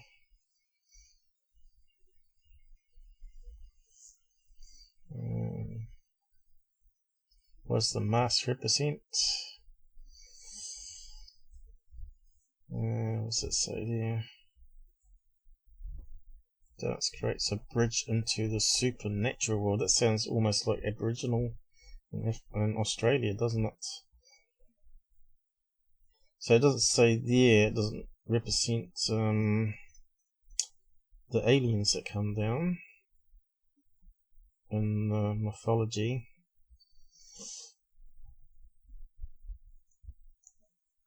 Let's have a look. Dogon masks.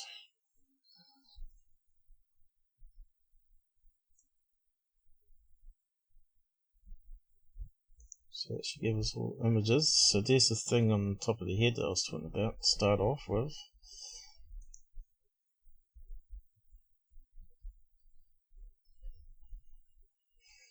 So again, it's just like a religious thing, isn't it? You know, like Catholics have crosses and the wave the thing around with the what do you call it, scent in it, and holy water and all that.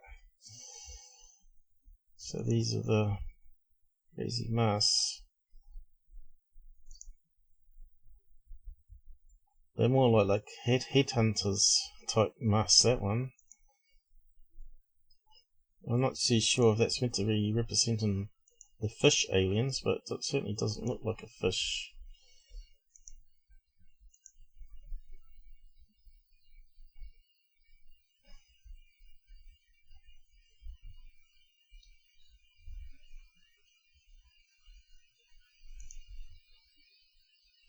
What's that one meant to be, you know? Kind of looks like the Hopskull goblins, you know, the big eyes that were red and the big ears they had. Antelope, that's meant to be an antelope. There you go. So what's that one there? Swan? Animal, some type of animal. Giraffe? Pelican? So yeah, no mention of aliens. That one looks strange.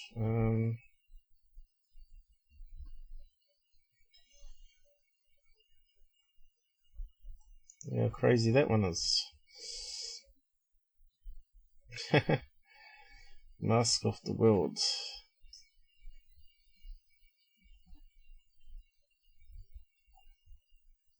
They certainly scare the crap out of you, I suppose, if they're attacking you.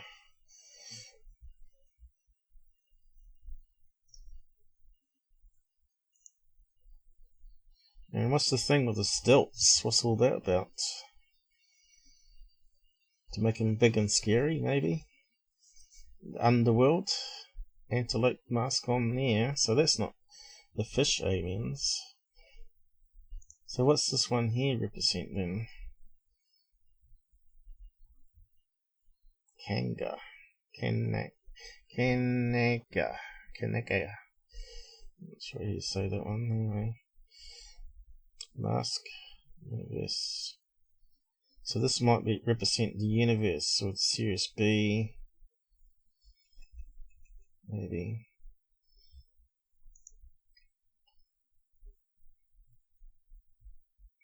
Suppose we need some more.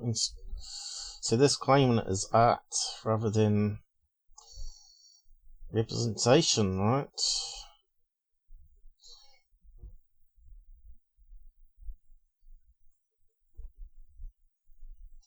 There we go.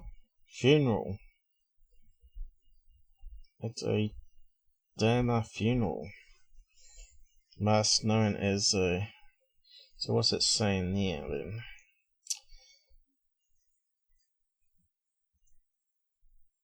At a Dharma funeral, a towering plank mask known as Sirius, an example of which is displayed nearby, appears after the performance of several cross-shaped Karnaga masks.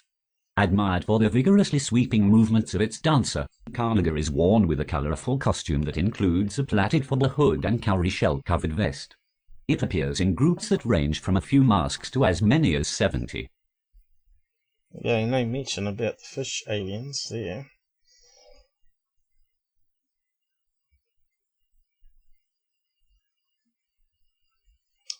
Almost looks like it's like a lizard, you know, the feet spread out. Lizard alien. So yeah, I don't know how it all fits together there. We've gone from one extreme to the other, really. Lots of things being mixed in.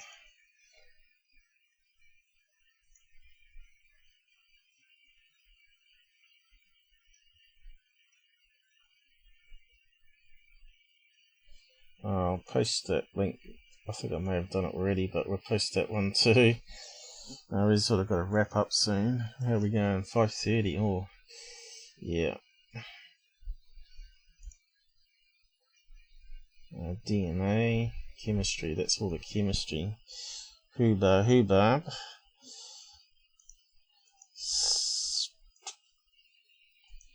So this one's talking about energy.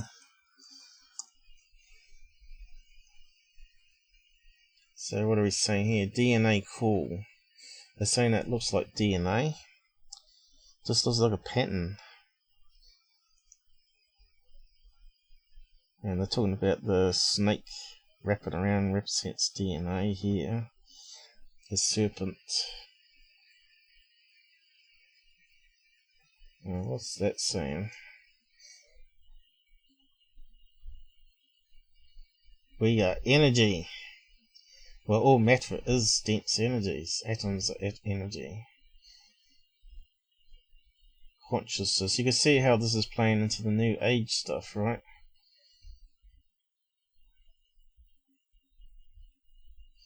I can see why the Dogon stuff got messy.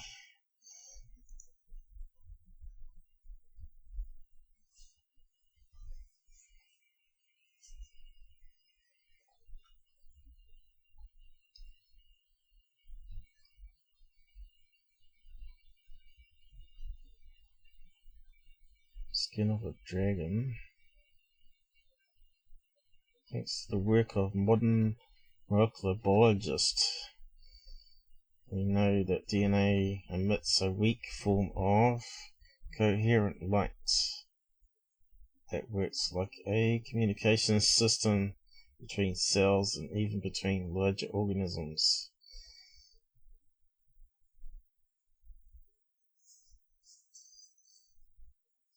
So yeah, it's sort of Trying to create a new age thing out of it, aren't they? Good energy, bad energy. Language of the birds.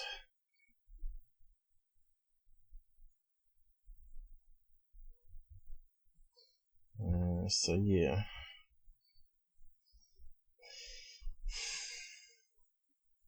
How's that fit in with the Dogon?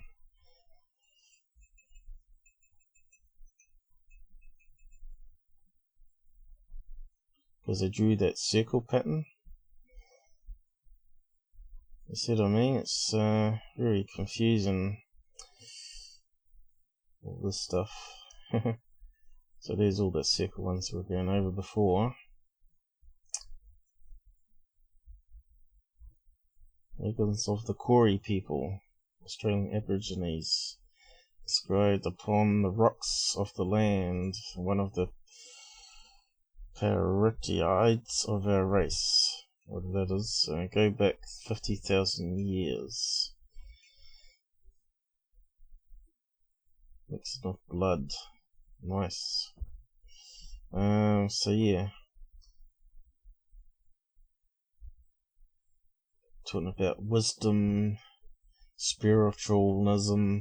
It's all religious type stuff, isn't it? So anyway, you can go and read it. I've got the link down there if you want to read more on it. I'm pretty sure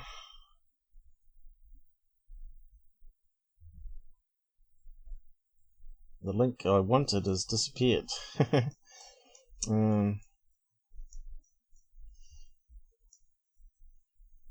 Maybe on this page here. Maybe I clicked something. Oh, yeah. But yeah, I think we're pretty much done. Unless we've got another sub. Massa. Welcome aboard. I'm not sure if he's watching the live stream or not.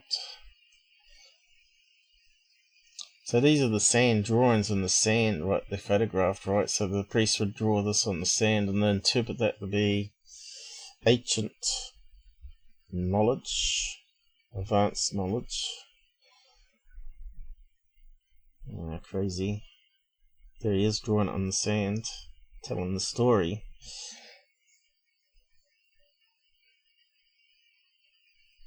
There's those death masks that they were talking about. Contain geometric patterns. Some of the masks represent the first human beings. The Dogon believe that the Dharma dance creates a bridge into the supernatural world, which we heard before. Without the Dharma dance, the dead cannot cross over into peace. So it doesn't talk about heaven there or anything. The self-defense comes from their social solidarity, which is based on the complex combination of philosophic and religious dogmas. Yep. So where's the science? Fundamental law being the worship of ancestors. Ritual masks and corpses are used for ceremonies. What? They use dead people and are kept in caves. Yuck. So they must bring out their dead bodies, do they, and dance with them? Sounds terrible. Here, have an arm. It's just falling off the dead body. Dogon art is primarily sculpture. Dogon art revolves around religious values. Yep. So where's the science again? These other guys are claiming there's science in it. Not according to this person, it's not. Sculptures consist of figures with raised arms, superimposed bearded figures, horsemen, stalls, and caveatids. What's that word? What's that mean? Caryatids. I pass on that one. I have to Google that one. Women with children, figures covering their faces. Women grinding pearl millet, whatever that is. A woman bearing vessels. Doesn't sound really modern science there to me. So yeah. And as we found out, these ain't the fish masks, right? So what are they? They're just used for various religious dances. Cult of the Dead. So that's very similar to South America, isn't it? Where they dance to the dead.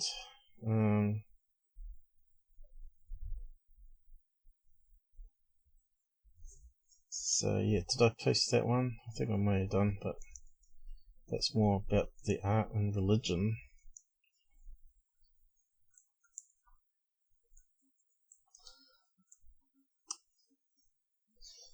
But we couldn't find really much about the aliens at all, could we, apart from what we read out initially.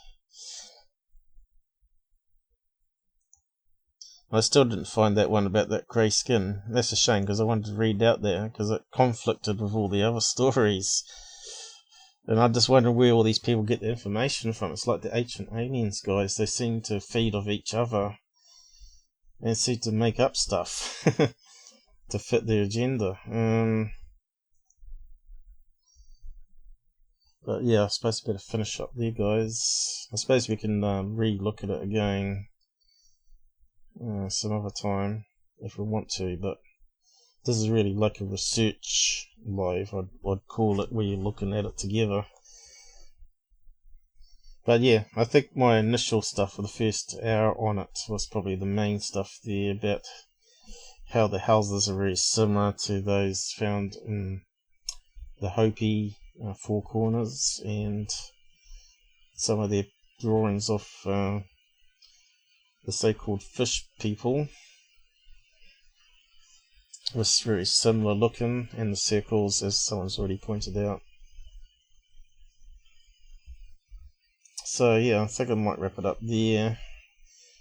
I was going to cover some UFOstalker, but looks like I ain't got time.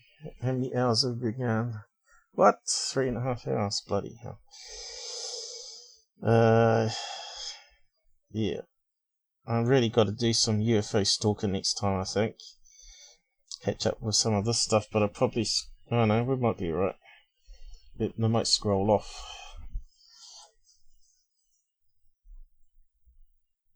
So yeah, we'll go through those next time, probably.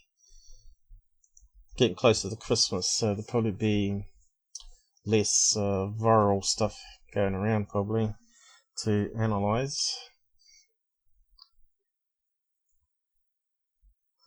So yeah, thanks for joining us, liking and sharing, of course, and I will wrap up now, guys, and we'll carry on another day. Why is it not working? Good night. Hopefully it's playing sound now, is it?